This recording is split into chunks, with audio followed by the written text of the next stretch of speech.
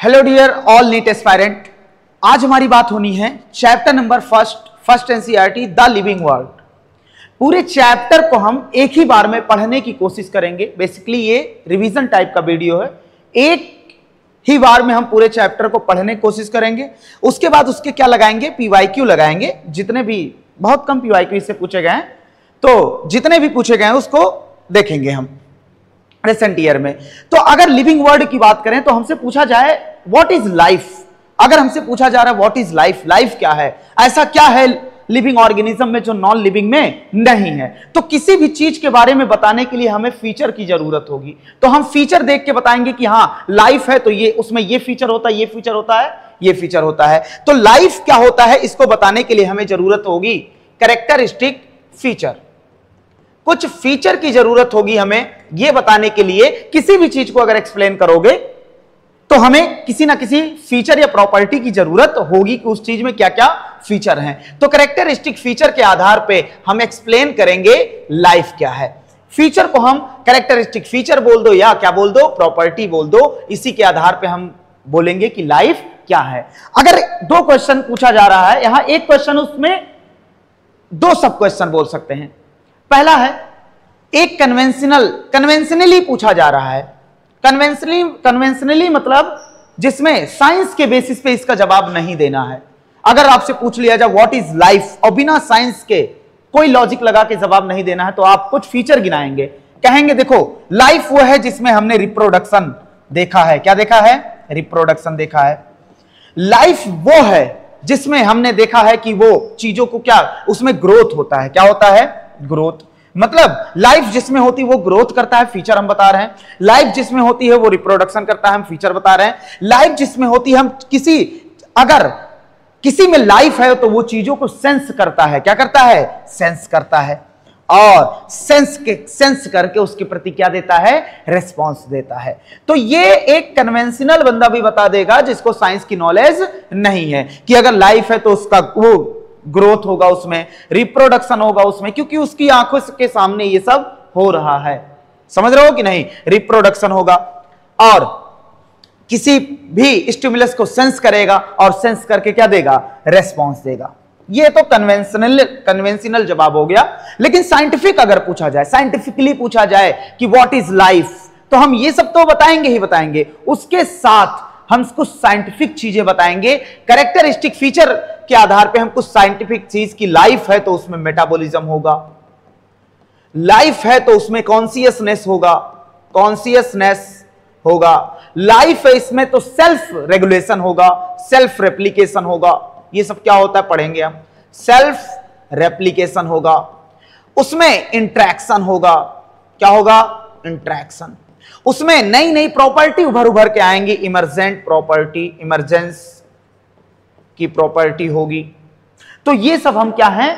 Technical मतलब scientific तरीके से बताएंगे और ये कन्वेंशनल तरीके से बता देंगे। कुल मिला जुला के अगर पूछा जाए व्हाट इज लाइफ तो कन्वेंशनली जवाब देना है तो ये बताएंगे, और अगर साइंटिफिक जवाब देना है तो ये सारी चीजें ऐड करेंगे। और ये सारे ही फीचर हैं लिविंग ऑर्गेनिज्म के। लेकिन इन सारे फीचर में से कुछ फीचर जो हैं वो डिफाइनिंग फीचर हैं। कौन से फीचर? Defining feature. अब ये सारे के सारे कैरेक्टरिस्टिक फीचर हैं, लेकिन डिफाइनिंग फीचर क्या होता है, उसके लिए इन सभी फीचर को दो क्राइटेरिया से गुजरना पड़ेगा। अगर दोनों क्राइटेरिया में पास हो गए तो उसे हम क्या बोलेंगे? Defining feature. अगर दोनों क्राइटेरिया में से एक में भी फेल हो गए तो उसे डिफाइनिंग फीचर नहीं बोलेंगे। सारे कैरेक्टरिस्टिक फीचर डिफाइनिंग फीचर नहीं होंगे। अभी देखो हम एक एक करके देखेंगे ना। तो यहां पर क्या है, पहला क्राइटेरिया क्या है डिफाइनिंग फीचर होने के लिए, कि जिस फीचर की बात कर रहे हैं वो सभी लिविंग ऑर्गेनिज्म में पाया जाना चाहिए। ऑल लिविंग ऑर्गेनिज्म, वो फीचर सभी लिविंग ऑर्गेनिज्म में होना चाहिए विदाउट एनी एक्सेप्शन। ऐसा नहीं होना चाहिए कि यार ज्यादातर में पाया जाता, सिर्फ इसमें नहीं पाया जाता। ऐसा नहीं होना चाहिए ना, ऐसा नहीं होना चाहिए। सभी लिविंग ऑर्गेनिज्म में पाया जाना चाहिए। और दूसरा क्या है? Not shown by any non living thing. किसी भी नॉन लिविंग में वो फीचर जो आप डिफाइनिंग फीचर कह रहे हैं, पहली बात तो सभी लिविंग ऑर्गेनिज्म में होना चाहिए और दूसरी बात किसी भी नॉन लिविंग थिंग में नहीं होना चाहिए। दो शर्त, अगर दो शर्त में से दोनों शर्त पास कर गया तो वो क्या होगा, वो डिफाइनिंग फीचर होगा, अदरवाइज डिफाइनिंग फीचर नहीं होगा। चलो अब एक एक करके हम कैरेक्टरिस्टिक फीचर उठाते हैं। सबसे पहले बात करते हैं growth. Growth means increase in anything, किसी भी चीज का बढ़ना इज कॉल्ड ग्रोथ। लेकिन हम जब लिविंग ऑर्गेनिज्म में ग्रोथ की बात करते हैं तो लिविंग ऑर्गेनिज्म में या तो सेल का नंबर बढ़ेगा, सेल का क्या बढ़ेगा, नंबर बढ़ेगा। देखो सेल का नंबर बढ़ रहा है तब भी ग्रोथ हो रहा है, सेल का साइज बढ़ रहा है, मास बढ़ रहा है तब भी ग्रोथ हो रहा है। किसी भी चीज का बढ़ना, नंबर का बढ़ना, मास का बढ़ना, यही दो तरीके हैं किसी भी इंडिविजुअल लिविंग ऑर्गेनिज्म में ग्रोथ के। तो ग्रोथ जो होता है वो क्या होता है, इंक्रीज इन, किसमें इंक्रीज होना, नंबर में इंक्रीज होना और मास में इंक्रीज होना। ये दो कैरेक्टरिस्टिक, ये ट्विन एनसीईआरटी ने टर्म यूज किया, ट्विन मतलब जुड़वा कैरेक्टरिस्टिक है किसके, ग्रोथ के, इंक्रीज इन मास और इंक्रीज इन नंबर। अब ग्रोथ जो होता है वो लिविंग ऑर्गेनिज्म में होता है और नॉन लिविंग में भी देखते हैं होता है कि नहीं होता है। लिविंग ऑर्गेनिज्म में जो ग्रोथ होता है वो एक्सटर्नल, फ्रॉम इनसाइड। कहां से होता है भैया, अंदर से बाहर की तरफ आता है ग्रोथ। ग्रोथ जो होता है अंदर से होता है, फ्रॉम इनसाइड, इनसाइड अंदर से ग्रोथ होता है। अब लिविंग ऑर्गेनिज्म में मल्टी सेलुलर भी आते हैं, यूनिसेलुलर भी आते हैं, सारे लिविंग ऑर्गेनिज्म है। अच्छा मल्टी सेलुलर में प्लांट भी आता है और एनिमल भी आता है। अगर हम मल्टी सेलुलर में ग्रोथ देखें, growth by cell division, cell division द्वारा अगर हम ग्रोथ देख रहे हैं, सेल डिवीजन द्वारा अगर मैं क्या देख रहा हूं, ग्रोथ बाय सेल डिवीजन, मैंने पहले ही लिख दिया। तो एनिमल जो होता है उसमें जो सेल डिवीजन द्वारा ग्रोथ होता है वो एक पर्टिकुलर टाइम तक होता है, अप टू सर्टेन एज, एक सर्टेन एज तक ही होता है। बात को समझो, एक सर्टेन एज तक ही सेल डिवीजन द्वारा ग्रोथ होता है। मैंने ये कतई नहीं बोला कि सेल डिवीजन एक सर्टेन एज तक होता है, अगर मैं ये बोल दूंगा तो मैं गलत हूं, क्योंकि स्पर्म का स्पर्मेटोजेनेसिस तो जिंदगी भर होता है, यहां तक कि बुड्ढों में भी होता है। तो कैसे हम कह सकते हैं कि सेल डिवीजन मतलब एक सर्टेन एज तक होता? तो मैंने कहा आपने गलत पढ़ा या गलत समझा। हमने कहा सेल डिवीजन जो ग्रोथ कराए वो एक सर्टेन एज तक होता है। अब बताओ एक पर्टिकुलर एनिमल में क्या होता है, एक पर्टिकुलर एज बाद ग्रोथ, सेल डिवीजन द्वारा जो ग्रोथ होता है वो बंद हो जाता है। सेल डिवीजन यहां बंद करने की बात हम नहीं कर रहे हैं। तो एक सर्टेन एज बाद सेल डिवीजन द्वारा होने वाला ग्रोथ बंद हो जाता है। लेकिन हां हो सकता है, जैसे मान लो यहां हमारा भैया ये मान लो टिश्यू यहां से गायब हो गया, ये पूरा हिस्सा, और वो फिर से क्या होगा, रीजनरेट होगा। अगर रीजनरेट होगा तो यहां पर जो कटा हुआ पार्ट था या जो गायब हो गया था पार्ट, वो फिर से सेल डिवीजन यहां पर ग्रोथ कर रहा है। तो एक स्पेशल मूवमेंट पे जब जो टिश्यू गायब हो गया उसको रीजनरेट करने के लिए सेल डिवीजन द्वारा ग्रोथ हो सकता है, अदरवाइज सेल डिवीजन द्वारा ग्रोथ नहीं होगा। लेकिन प्लांट में सेल डिवीजन द्वारा ग्रोथ जिंदगी भर होता है, क्योंकि उसमें मेरिस्टेमेटिक सेल होते हैं ना। तो इसमें क्या होता है, life time, through out life, पूरे जीवन काल। तो हमने कहा ग्रोथ जो होता है एनिमल में एक सर्टेन एज तक होता है, growth by cell division, cell division द्वारा ग्रोथ एक सर्टेन एज तक होता है। और मल्टी सेलुलर में एक क्या होता है, लाइफ टाइम होता है। मल्टी सेलुलर प्लांट जो होता है उसमें लाइफ टाइम होता है। यूनिसेलुलर के केस में अगर आते हैं, यूनिसेलुलर में अगर ग्रोथ को देखना, जैसे बैक्टीरिया ले लिया तुमने, टेस्ट ट्यूब में डाल दिया, 10 बैक्टीरिया डाला था, देखा बाद में 100 बैक्टीरिया हो गया या नंबर बढ़ गया, तो नंबर को काउंट करके हम पता लगाएंगे कि ग्रोथ हुआ है। नंबर में बढ़े चाहे मास में बढ़े, इज कॉल्ड ग्रोथ। अब देखो मैंने कहा यूनिसेलुलर जो ऑर्गेनिज्म होते हैं उसमें देखो बड़ा ही एक सेल डिवाइड करके 2 सेल बना दिया। अब एक ऑर्गेनिज्म से 2 ऑर्गेनिज्म बन गया, तो हम इसको बोलेंगे कि ये रिप्रोडक्शन हुआ। क्या हुआ, रिप्रोडक्शन। हम बोलेंगे कि रिप्रोडक्शन हुआ। और आप कहोगे कि भैया सर एक सेल से 2 सेल बना तो इसका ग्रोथ हुआ। क्या हुआ, ग्रोथ। हम कहेंगे बहुत सही। तो कौन गलत, मैं गलत कि आप गलत? आप कह रहे हैं सर एक सेल से 2 सेल बना तो ग्रोथ, मैं कहूंगा एक ऑर्गेनिज्म से 2 ऑर्गेनिज्म बना तो रिप्रोडक्शन। तो यहां जो चीज जिसे हम ग्रोथ, दोनों लोग सही हैं। एक ऑर्गेनिज्म से 2 ऑर्गेनिज्म बना मतलब रिप्रोडक्शन हो रहा है, बच्चे पैदा हो रहे हैं, और एक सेल से 2 सेल, सेल का नंबर बढ़ रहा है मतलब ग्रोथ। तो यहां पर दोनों लोग सही हैं। तो इस प्रोसेस को यूनिसेलुलर में जो रिप्रोडक्शन है वही ग्रोथ है, जो ग्रोथ है वही रिप्रोडक्शन है। समझ रहे हो कि नहीं? अच्छा सेल नंबर के बढ़ने से ग्रोथ कराना भैया नहीं, मास बढ़ा के कह दो रिप्रोडक्शन हो गया। समझ रहे हो ना? तो ग्रोथ एंड रिप्रोडक्शन यहां पर सिनोनिम्स हैं। सिनोनिम्स मतलब एक दूसरे के मतलब पर्यायवाची जिसे बोलते हैं, सिनोनिम्स। दो अर्थ का, दो शब्द का एक मतलब। तो ग्रोथ एंड रिप्रोडक्शन ये क्या है? अच्छा बताओ, यहां जो ग्रोथ एंड रिप्रोडक्शन है वो जो होता है एक ही इवेंट है, आपस में क्या है? एक ही इवेंट। तो ग्रोथ एंड रिप्रोडक्शन जो होता है यूनिसेलुलर में म्यूचुअली इंक्लूसिव इवेंट। इंक्लूसिव मतलब एक ही जैसा इवेंट है, इवेंट मतलब घटना। और ये दोनों क्या है? सिनोनिम्स हैं एक दूसरे के, सिनोनिम्स हैं। मतलब इंटरचेंज करके बोल सकते हैं, ग्रोथ को रिप्रोडक्शन बोल दो, रिप्रोडक्शन को ग्रोथ बोल दो। लेकिन ऐसा हमारे अंदर नहीं है भैया। हमारे अंदर अगर ग्रोथ को, सेल डिवीजन को रिप्रोडक्शन बोलोगे तो हमारे पास ट्रिलियन ऑफ बच्चे हैं, क्योंकि हमारी बॉडी ट्रिलियन ऑफ सेल की बनी है। तो हमारे यहां ग्रोथ अलग है, मल्टीसेल्युलर में ग्रोथ अलग है और रिप्रोडक्शन अलग। रिप्रोडक्शन मतलब जब बच्चा पैदा हुआ रिप्रोडक्शन हो गया, लेकिन ग्रोथ का मतलब सेल डिवीजन, सेल नंबर का बढ़ना है, सेल मास का बढ़ना। लेकिन यहां डिवीजन की बात कर रहे हैं हम ना। तो मैंने कहा कि भैया सुनो, मैंने कहा कि जो मल्टीसेल्युलर हायर प्लांट होते हैं, एनिमल होते हैं, उनमें क्या होता है? ग्रोथ एंड रिप्रोडक्शन जो होता है वो अलग अलग बात होती है, सेम बात नहीं होती। यहां इंक्लूसिव इवेंट, एक ही जैसी इवेंट है, लेकिन यहां अलग अलग इवेंट है। Growth and reproduction, growth and reproduction जो होता है वो एक्सक्लूसिव इवेंट है, एक्सक्लूसिव इवेंट। इतनी बातें एकदम क्लियर होनी चाहिए। तो सर ग्रोथ सभी लिविंग ऑर्गेनिज्म में होता है? यस, सभी लिविंग ऑर्गेनिज्म में ग्रोथ होता है, लेकिन नॉन लिविंग भी चीजें ग्रोथ करती हैं। और नॉन लिविंग चीजों में क्या होता है? एक्यूमुलेशन से ग्रोथ होता है। जैसे यहां पर मान लो यही बोर्ड है, इस पे धूल जमा होता जाएगा, इसे जमीन पे रख दो, धूल जमा होता गया, जमा होता गया, और इस पे क्या हो गया? इसका ग्रोथ होता गया। यहां एक्सटर्नल, बाहर से ग्रोथ हो रहा है, तो ये एक्यूमुलेशन द्वारा ग्रोथ हो रहा है। एक्सटर्नल ग्रोथ, एक्यूमुलेशन, एक्यूमुलेशन द्वारा ग्रोथ हो रहा है। और कैसा growth? External growth, external growth, external growth ना। अब देखो, जैसे बाउल्डर हो गए, जो टीले होते हैं मिट्टी के, वो मिट्टी जमा होता गया, जमा होता गया, जमा होता गया, बन गए। रेत यहां पड़ी थी, सैंड माउंट, हवा आया उड़ के इधर चला गया, तो अब यहां ग्रोथ हो गया। तो ग्रोथ जो होता है लिविंग में भी होता है और नॉन लिविंग में होता है। सभी लिविंग ऑर्गेनिज्म में ग्रोथ होता है, तो ये डिफाइनिंग फीचर में पहला क्राइटेरिया पास कर गया। लेकिन हमने कहा था जो फीचर लिविंग में होना चाहिए, अगर वो डिफाइनिंग फीचर बनना चाह रहा है तो नॉन लिविंग में नहीं होना चाहिए। लेकिन यहां क्या है? यहां क्या है? ग्रोथ जो है दोनों में हो रहा है, तो growth is not a defining feature, ये डिफाइनिंग फीचर नहीं है। और एक बात याद रख लेना, डेड ऑर्गेनिज्म कभी भी ग्रोथ नहीं करता, डेड ऑर्गेनिज्म में ग्रोथ नहीं होता है।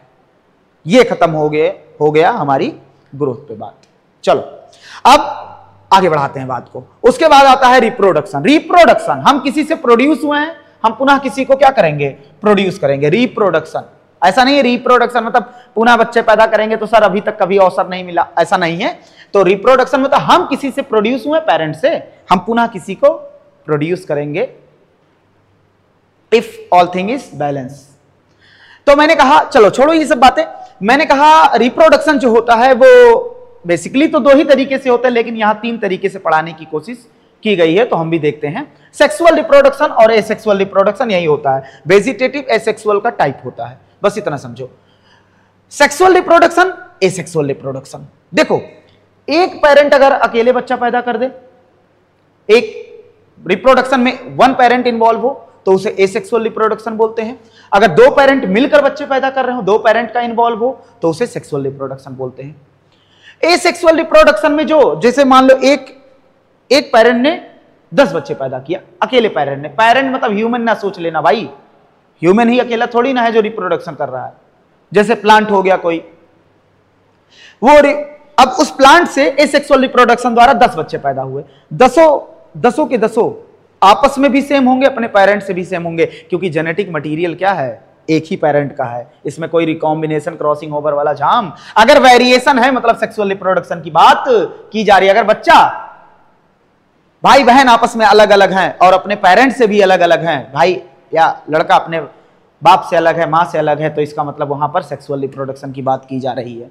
अब देखो vegetative is a type of asexual reproduction, तो वेरिएशन इसमें भी नहीं देखने को मिलेगा। वेजिटेटिव मतलब अगर बॉडी का पार्ट कोई इन्वॉल्व हो, बॉडी का पार्ट अगर कोई इन्वॉल्व हो जाए रिप्रोडक्शन में, तो उसे क्या बोलेंगे? क्योंकि अगर प्लांट की बात करें तो प्लांट में जो होता है फ्लावर इन्वॉल्व होता है रिप्रोडक्शन में, उसके अलावा अगर कोई इन्वॉल्व हो तो उसे बोलेंगे वेजिटेटिव रिप्रोडक्शन। वेजिटेटिव रिप्रोडक्शन में आएगा फ्रेगमेंटेशन, फिजन, बडिंग और रीजनरेशन। अब फ्रेगमेंटेशन जो होता है, फ्रेगमेंटेशन मतलब कोई एक ऑर्गेनिज्म है, उससे एक फ्रेगमेंट टूटकर गिरा और नया ऑर्गेनिज्म बना दिया, फ्रेगमेंटेशन। ये कोई ऑर्गेनिज्म है, इससे एक फ्रेगमेंट टूटकर गिरा और देखो नया ऑर्गेनिज्म बना दिया, तो उसे क्या बोलेंगे? फ्रेगमेंटेशन। फिजन का मतलब होता है जैसे कोई सेल है, उसके अंदर न्यूक्लियस है, पहले न्यूक्लियस का डिवीजन हुआ, फिर सेल 20 से कितने भागों में डिवाइड हो गई? 2। फिजन का एक टाइप है बाइनरी फिजन।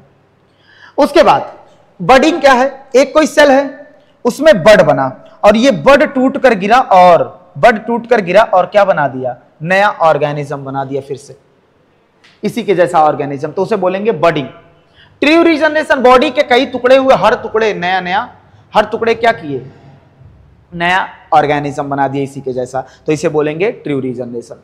फ्रेगमेंटेशन का एग्जांपल हमें याद करना है भैया, फ्रेगमेंटेशन का एग्जांपल होता है filamentous algae. Filamentous algae. Protonema of mosses, protonema of mosses. Mosses के लाइफ साइकिल में प्रोटोनिमा एक स्टेज आता है, प्रोटोनिमा ऑफ मॉसेस। और इसका अगला एग्जांपल है फंजाई में। फिजन सर अगर देखने को मिलेगा हमें, फिजन किसमें देखने को मिलेगा? अमीबा। फिजन किसमें देखने को मिलेगा? अमीबा। और बडिंग अगर देखना है तो हमें देखना होगा east and hydra, east and hydra. उसके बाद ट्रू रीजनरेशन देखने को मिलेगा प्लेनेरिया। किसमें देखने को मिलेगा? प्लेनेरिया में देखने को मिलेगा। एसेक्सुअल रिप्रोडक्शन, जैसे एसेक्सुअल रिप्रोडक्शन यहां बाई स्पोर फॉर्मेशन जो रिप्रोडक्शन हो रहा उसे एसेक्सुअल रिप्रोडक्शन बोल दिया है, स्पोर फॉर्मेशन। तो स्पोर फॉर्मेशन जानते हो किसमें होता है? फंजाई में। मिलियन ऑफ स्पोर बनते हैं, वो टूट टूट कर गिरते हैं और नए नए क्या बनाते रहते हैं? नए नए फंजाई बनाते रहते हैं, तो उसे बोलेंगे एसेक्सुअल रिप्रोडक्शन। तो वेजिटेटिव रिप्रोडक्शन में filamentous algae, protonema of mosses fungi example हो गया, फिजन में अमीबा एग्जांपल हो गया, बडिंग में ईस्ट एंड हाइड्रा एग्जांपल हो गया, ट्रू रीजनरेशन में प्लेनेरिया एग्जांपल हो गया। इतनी बात एकदम क्लियर होनी चाहिए। एसेक्सुअल रिप्रोडक्शन में स्पोर फॉर्मेशन द्वारा जो रिप्रोडक्शन हो रहा है उसे एसेक्सुअल रिप्रोडक्शन बोल रहे हैं, एग्जांपल फंजाई। सेक्सुअल में तो हायर एनिमल और प्लांट हो जाएंगे ना। अब देखो सेक्सुअल सर क्या सेक्सुअल रिप्रोडक्शन या रिप्रोडक्शन जो होता है वो डिफाइनिंग फीचर है? हमने कहा पहला शर्त क्या था डिफाइनिंग फीचर होने के लिए? सभी लिविंग ऑर्गेनिज्म में पाए जाने चाहिए विदाउट एनी एक्सेप्शन। पहले एक्सेप्शन है म्यूल्स जो होता है वो बच्चे प्रोड्यूस नहीं कर पाएगा, वर्कर बी, इनफर्टाइल कपल ये सब बेबी प्रोड्यूस नहीं करते हैं। इसका मतलब reproduction is not a defining feature, defining feature नहीं है रिप्रोडक्शन। क्या हमारी इतनी बात से सहमत हो? यस। अब उसके बाद अगला फीचर आता है मेटाबॉलिज्म। क्या आता है? मेटाबॉलिज्म। मेटाबॉलिज्म जो है वो लिया गया है ग्रीक वर्ड से, ग्रीक के मेटाबोल से लिया गया। किससे लिया गया है? मेटाबोल से लिया गया है। मेटाबोल को जब इंग्लिश में कन्वर्ट करोगे, क्योंकि ये ग्रीक का वर्ड है तो हमें नहीं समझ में आ रहा है, जब इसे तुम इंग्लिश में कन्वर्ट करोगे तो इसका माना होगा, जब तुम इसे इंग्लिश में कन्वर्ट करोगे तो इसका माना होगा कन्वर्जन। क्या माना होगा? कन्वर्जन। कन्वर्जन मतलब कोई चीज कन्वर्ट हो रही है। यहां किसका कन्वर्जन हो रहा है? Conversion of chemical reaction. किसका कन्वर्जन हो रहा है? केमिकल रिएक्शन, या इसे बोलेंगे मेटाबॉलिक रिएक्शन। क्या बोलेंगे? Metabolic reaction. मतलब ए रिएक्शन बी में कन्वर्ट हो रही, बी सी में कन्वर्ट हो रही, सी डी में। सर नहीं समझ में आया। हमने कहा ग्लूकोज पायरुबिक एसिड में कन्वर्ट हो रहा, पायरुबिक एसिड एसिटाइल कोएंजाइम में हो रहा है। ये तो ग्लाइकोलिसिस में ही 10 स्टेप है। ग्लूकोज कन्वर्ट हुआ ग्लूकोज 6 फॉस्फेट में, फ्रक्टोज 6 फॉस्फेट, फ्रक्टोज 1,6 बिसफॉस्फेट। तो ऐसे बहुत सारे स्टेप है जिसमें केमिकल रिएक्शन एक फॉर्म से दूसरे फॉर्म में कन्वर्ट हो रही है, उसी को बोल रहे हैं क्या? उसी को हम क्या बोल रहे हैं? Metabolic reaction. और जितने भी लिविंग ऑर्गेनिज्म है, मेटाबॉलिज्म जो होता है, जितने ऑल लिविंग ऑर्गेनिज्म, जितने भी लिविंग ऑर्गेनिज्म है, चाहे वो प्रोकैरियोट हो चाहे वो यूकैरियोट हो, सब में, सब की बॉडी में हजारों प्रकार के, 1000 प्रकार के केमिकल रिएक्शन चलते हैं। 1000 प्रकार के क्या चलते हैं? केमिकल रिएक्शन, 1000 टाइप के। और इन हजारों टाइप के रिएक्शन का समूह, पूरा सम टोटल, इन सब को मिला के, अलग अलग नहीं, इन सब को मिलाकर ही बोला जाता है क्या? इनका सम टोटल जो होता है, सम टोटल जो होता है, इनको मिला के ही क्या बोला जाता है? मेटाबॉलिज्म। क्या बोला जाता है? Metabolism. What is metabolism? Sum total of all chemical reaction occurring inside the body. Body के अंदर चलने वाली सभी प्रकार की रिएक्शन को मिलाकर क्या बोला जाता है? मेटाबॉलिज्म। और प्रत्येक रिएक्शन को बोला जाता है मेटाबॉलिक रिएक्शन। एक रिएक्शन मेटाबॉलिक रिएक्शन। हजारों टाइप के रिएक्शन को एक साथ बोलना हुआ तो क्या बोलोगे? बोलोगे मेटाबॉलिज्म। अब देखना, मेटाबॉलिज्म में केमिकल जो रिएक्शन चल रहे हैं वो दो प्रकार के होते हैं। एक होता है कैटाबॉलिक रिएक्शन यानी कैटाबॉलिज्म होता है, और दूसरा होता है एनाबॉलिज्म। क्या होता है? एनाबॉलिज्म। अब जो कैटाबॉलिज्म होता है, इसमें क्या होता है? कॉम्प्लेक्स सब्सटेंस को हम तो ब्रेक डाउन कर देते हैं सिंपल सब्सटेंस में, बड़े चीजों को हम तोड़ देते हैं छोटे छोटे चीजों में।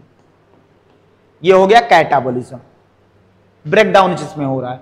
एनाबॉलिज्म में क्या होता है? छोटी छोटी चीज जोड़कर सिंपल सब्सटेंस से हम क्या बना देते हैं? कॉम्प्लेक्स सब्सटेंस बना देते हैं। तो यह है एनाबॉलिज्म। अब कहा गया हजारों रिएक्शन चलती हैं, और हर रिएक्शन चलाने के लिए क्या चाहिए? एंजाइम। क्या चाहिए? एंजाइम। हजारों रिएक्शन चलती है, क्या एक भी रिएक्शन, एक आध रिएक्शन, सिंगल रिएक्शन क्या बॉडी के बाहर सेल फ्री सिस्टम में चला सकते हो? यस। टेस्ट ट्यूब में इन विट्रो का मतलब अगर किसी चीज को नेचुरल इन्वायरमेंट के बाहर किया जाए, जो चीज नेचुरल इन्वायरमेंट में हो रही उसे बोलते हैं इन विवो, और जो चीज नेचुरल इन्वायरमेंट से बाहर हो रही है उसे क्या बोलते हैं? इन विट्रो बोलते हैं। क्या बोलते हैं? In vitro. कॉन्सेप्ट क्लियर होना चाहिए। कहा एकाध रिएक्शन तुम क्या सेल के बाहर चला सकते हो? हमने कहा यस। आइसोलेटेड रिएक्शन, आइसोलेटेड मतलब एक single metabolic reaction cell free system में। अरे टेस्ट ट्यूब क्या है भाई? सेल फ्री सिस्टम है ना यार। सेल फ्री मतलब सेल से बाहर चला सकते हो, बस सेल से बाहर चलाओगे। अब इस रिएक्शन को हम इस जो बाहर चल रहा ऐसा नहीं बोल देंगे कि ये जो ए से बी में कन्वर्ट हो रहा है इसकी वजह से ये लिविंग है, या इसे नॉन लिविंग भी नहीं बोलेंगे। इस सिंपल से इस रिएक्शन को बोला जाता है लिविंग रिएक्शन। क्या बोला जाता है? Living reaction. इसकी वजह से ये एपरेटस जो है, ये टेस्ट ट्यूब जो है वो लिविंग नहीं हो जाएगा, लेकिन सिंपल हम इस रिएक्शन को क्या बोल देंगे? जो एकाध रिएक्शन बाहर चल रहे उसे क्या बोलेंगे? लिविंग रिएक्शन बोल देंगे। क्या बोल देंगे? Living reaction. तो सिंपल सी बात है, आइसोलेटेड केमिकल रिएक्शन जो बाहर चलती है मेटाबॉलिक रिएक्शन, उसे हम क्या बोल सकते हैं? लिविंग रिएक्शन बोल सकते हैं ना। अच्छा, मेटाबॉलिज्म सभी लिविंग ऑर्गेनिज्म में पाया जा रहा है, और कोई भी नॉन लिविंग बता दो जिसमें मेटाबॉलिज्म हो। कोई भी नॉन लिविंग ऐसा नहीं होता जिसमें मेटाबॉलिज्म होता। लास्ट जो स्टेप होता है जो बंदे को बताता है कि ये जिंदा है या मर गया, वो है तो मेटाबॉलिज्म। अगर मेटाबॉलिज्म बंद मतलब घोषित कर दो कि वो पेशेंट क्या हो चुका है? मर चुका है। तो मेटाबॉलिज्म जो होता है वो सभी लिविंग ऑर्गेनिज्म में पाया जा रहा है, किसी भी नॉन लिविंग थिंग में नहीं पाया जा रहा है। तो ये है क्या? Defining feature. Metabolism is a defining feature. अब मेटाबॉलिज्म के बाद आता है कॉन्शियसनेस। मेटाबॉलिज्म के बाद क्या आता है? कॉन्शियसनेस।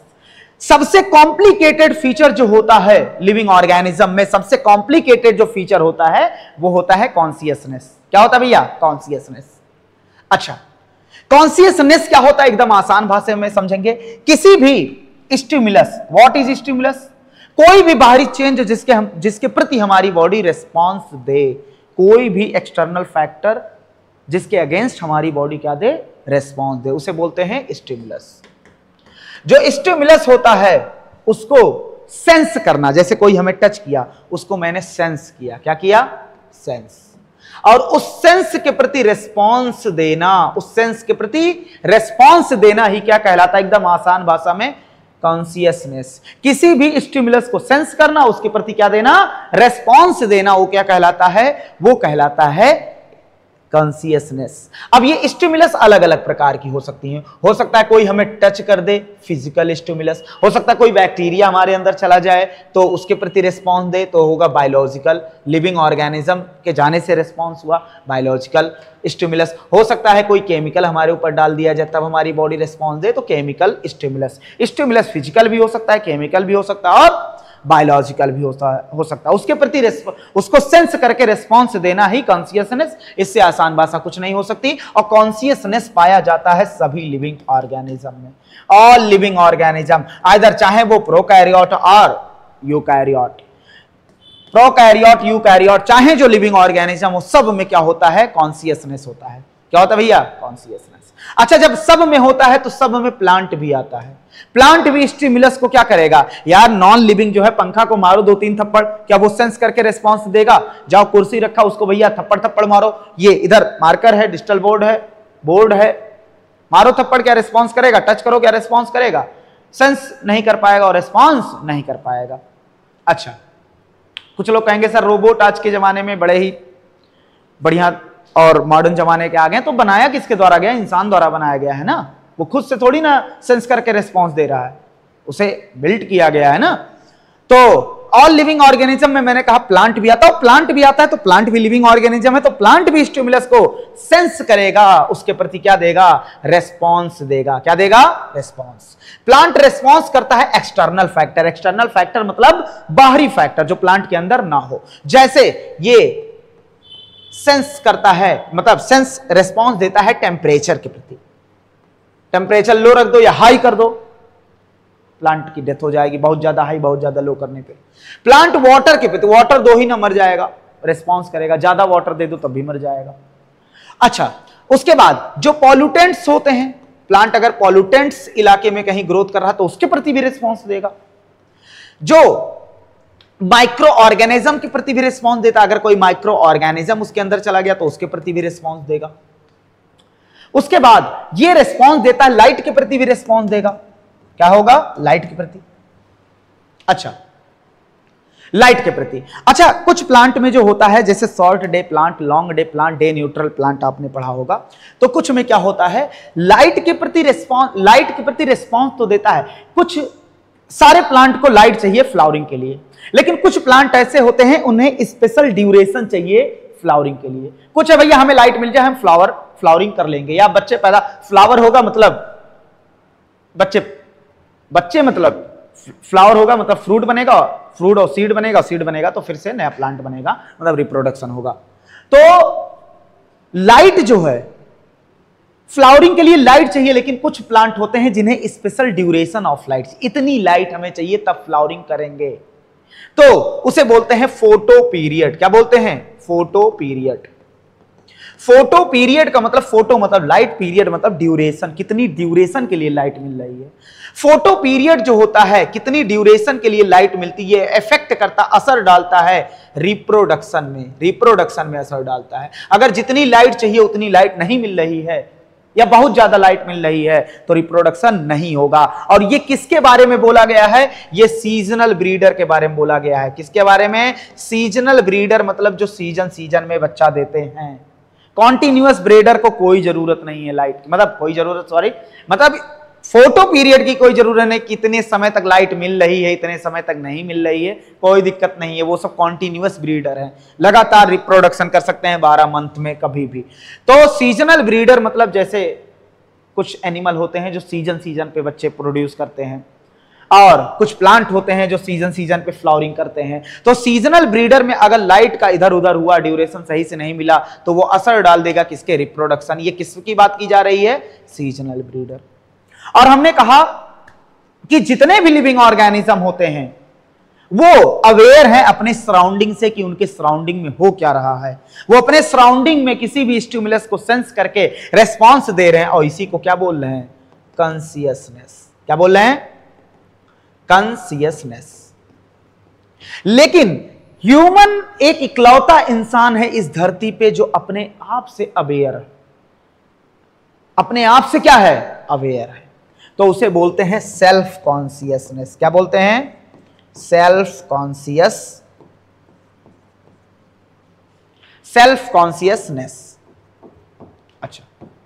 सेल्फ कॉन्शियसनेस केवल और केवल ह्यूमन में पाया जाता है। किसमें पाया जाएगा? ह्यूमन में, और किसी में नहीं पाया जाएगा। तो हम सब तुमसे पूछें कि बताओ कॉन्शियसनेस एक डिफाइनिंग फीचर हो सकता है कि नहीं हो सकता है? अब कॉन्शियसनेस डिफाइनिंग फीचर है कि नहीं है, इसको बताने के लिए हमें फिर से वहीं जाना पड़ेगा। कहां? बैक। कॉन्शियसनेस डिफाइनिंग फीचर है या नहीं है, दो क्राइटेरिया हमने रखा था इसको समझने के लिए। पहला क्राइटेरिया क्या है? सभी लिविंग ऑर्गेनिज्म में पाया जाना चाहिए। यस, सभी लिविंग ऑर्गेनिज्म में पाया जाता है, कोई भी नॉन लिविंग थिंग में नहीं होना चाहिए। क्या लगता है इस बोर्ड को हम टच कर देंगे, ये सेंस करके रिस्पॉन्स देगा? नहीं। तो कोई भी नॉन लिविंग थिंग में नहीं होगा। तो consciousness is a defining feature. लेकिन कॉन्शियसनेस डिफाइनिंग फीचर है, लेकिन एक जगह थोड़ा सा दिक्कत हो जाएगा। जब बंदा कोमा में चला गया हो तो पेशेंट जो है, अब वो पेशेंट को हम लिविंग बोलेंगे कि डेड बोलेंगे? शर्त यह है ब्रेन का कुछ पार्ट डेड हो चुका है और मशीन द्वारा लंग्स और हार्ट के फंक्शन को कंट्रोल किया जा रहा है। अब पूछा जा रहा है वो पेशेंट क्या है, लिविंग है या डेड है, ये पूछा जा रहा है हमसे। तो सबसे पहली बात तो ऐसा बंदा जो कोमा में गया है उसमें सेल्फ कॉन्शियसनेस नाम की कोई चीज नहीं होगी, और वो ना तो तुम्हें टच करने पे रिस्पॉन्स देगा। तो कॉन्शियसनेस में एक्सटर्नल कॉन्शियसनेस नहीं होगा, लेकिन उसे इंटरनल कॉन्शियसनेस होगा, क्योंकि अभी भी वो ग्लूकोज को तोड़ के उसके अंदर मेटाबॉलिज्म चल रही है, एंजाइम काम कर रहे हैं, ग्लूकोज दिया जा रहा है, तोड़ के वो एनर्जी ले रहा है। तो इंटरनल कॉन्शियसनेस है। लेकिन ऐसा बंदा जिसका ब्रेन डेड हो गया है, लंग्स और हार्ट को मशीन पे रखा गया है, मतलब मशीन रिप्लेस कर रहा है उनके फंक्शन को, तो वो बंदा लिविंग है या डेड, क्वेश्चन ही आता है। तो अगर सेल के लेवल पर देखा जाए, सेलुलर लेवल पर, तो वो लिविंग है। क्या है भैया? लेकिन अगर डॉक्टर से पूछा जाए तो डॉक्टर क्या कर देगा, उसे क्लिनिकली डेड घोषित कर देगा। क्लिनिकली क्या कर देगा? डेड घोषित, क्योंकि ये कभी बैक लाइफ में, नॉर्मल लाइफ में नहीं आ पाएगा। तो क्लिनिकली ये क्या है? डेड, और सेल के लेवल पर अभी ये क्या है? जिंदा है। चलो, ये बातें हो गई। उसके बाद आता है अंडरलाइंग इंटरेक्शन। क्या आता है भैया? Underlying interaction. अब अंडरलाइंग इंटरेक्शन क्या होता है, इसको जरा सा समझ लीजिए। इंटरेक्शन, कोई चीज इंटरेक्ट कर रही है। जैसे आपने सुना होगा एटम जो होता है, इलेक्ट्रॉन प्रोटॉन न्यूट्रॉन मिलकर एटम बनाते हैं, एटम मिलकर मॉलिक्यूल बनाते हैं। अभी इस सब चक्कर में हम नहीं पढ़ेंगे। मॉलिक्यूल हो गया, मॉलिक्यूल मिलके मान लो बायो मैक्रो मॉलिक्यूल बन गया, डीएनए जैसे डीएनए हो गया, और आरएनए हो गया, प्रोटीन हो गया, कार्बोहाइड्रेट हो गया, ये सब बायो मैक्रो मॉलिक्यूल बन गए। अब बायो मैक्रो मॉलिक्यूल मिलकर बना दिए सेल ऑर्गेनेल। क्या बना दिए? Cell organelle. लेकिन अभी भी लाइफ नहीं है, अभी भी लिविंग नहीं हुआ है ये सिस्टम। अब सेल ऑर्गेनेल इंटरैक्ट करके, क्या सेल ऑर्गेनेल के इंटरेक्शन से क्या बना? सेल ऑर्गन के इंटरेक्शन से बना क्या? सेल। क्या बना? सेल। और ग्रुप ऑफ सेल मिलकर क्या बना दिए? टिश्यू। क्या बना दिए? टिश्यू। ग्रुप ऑफ टिश्यू आपस में इंटरैक्ट करके, इनमें इंटरेक्शन हुआ और क्या बना दिए? ऑर्गन। अगर प्लांट है तो यही बात को खत्म कर देंगे, ग्रुप ऑफ ऑर्गन मिलकर ऑर्गेनिज्म बना देगा। लेकिन अगर एनिमल की बात कर रहे हैं तो ग्रुप ऑफ ऑर्गन मिलकर क्या बनाएगा? Organ system. क्या बनाएगा? Organ system. और ऑर्गन सिस्टम इंटरैक्ट करके ऑर्गेनाइज होके बनाएंगे ऑर्गेनिज्म। क्या बनाएंगे? ऑर्गेनिज्म। ऑर्गेनिज्म। बात को समझो। अच्छा, एक बात समझो, मैं एक एग्जांपल देना चाह रहा हूं। जो CO2 होता है और H2O, CO2 का नेचर एसिडिक होता है अगर देखा जाए, H2O न्यूट्रल होता है। इन दोनों के कॉम्बिनेशन से बनता है C6H12O6, ग्लूकोज बनता है। क्या बनता है? ग्लूकोज। स्वीट प्रॉपर्टी क्या है? मीठा होता है, स्वीट होता है। तो देखो बात को समझो, CO2 का नेचर क्या है? CO2 में कौन सी प्रॉपर्टी है? CO2 में प्रॉपर्टी है एसिडिक वाली, H2O में कौन सी प्रॉपर्टी है? न्यूट्रल वाली। लेकिन दोनों जब कंबाइन कर रहे हैं, आपस में इंटरेक्ट कर रहे हैं, तो एक नई प्रॉपर्टी जन्म ले रही है कि नहीं? तो हम बोल सकते हैं property of glucose is not present in the CO2 and H2O but arise. ये कैसे बने हैं? ड्यू टू आपसी interaction between CO2 and H2O। हो सकता है हमारी बात को कुछ हद तक समझ गए होंगे। तो हमने कहा ऐसे कुछ एग्जांपल, जो सेल ऑर्गेनल की प्रॉपर्टी होती है वो बायोमैक्रोमोलिक्यूल में नहीं होगी, लेकिन सेल ऑर्गेनल कैसे बने हैं? इसके आपसी इंटरेक्शन से बने हैं। अच्छा बताओ, कब किस स्टेज पे हम लिविंग स्टेट बोलेंगे? ये यहां बोलेंगे कि अब लिविंग स्टेट आ गई है। तो जो लिविंग स्टेट होती है वो बताओ किसकी वजह से आई? Due to interaction.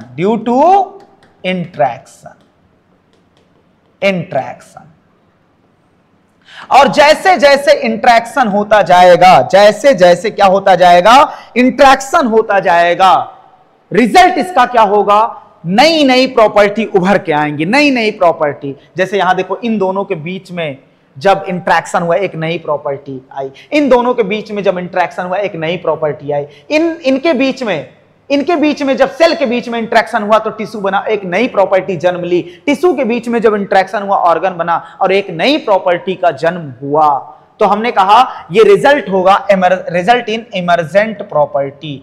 Emergent property का माना यह है कि नई प्रॉपर्टी क्या लेंगी?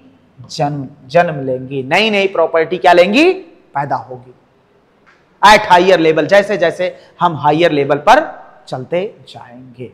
अच्छा, उसके बाद अगर हम बात करें कॉम्प्लेक्सिटी, जैसे जैसे हम आगे बढ़ते जा रहे हैं, बताओ कॉम्प्लेक्सिटी क्या होती जा रही है? कॉम्प्लेक्सिटी, जटिलता क्या होती जा रही है?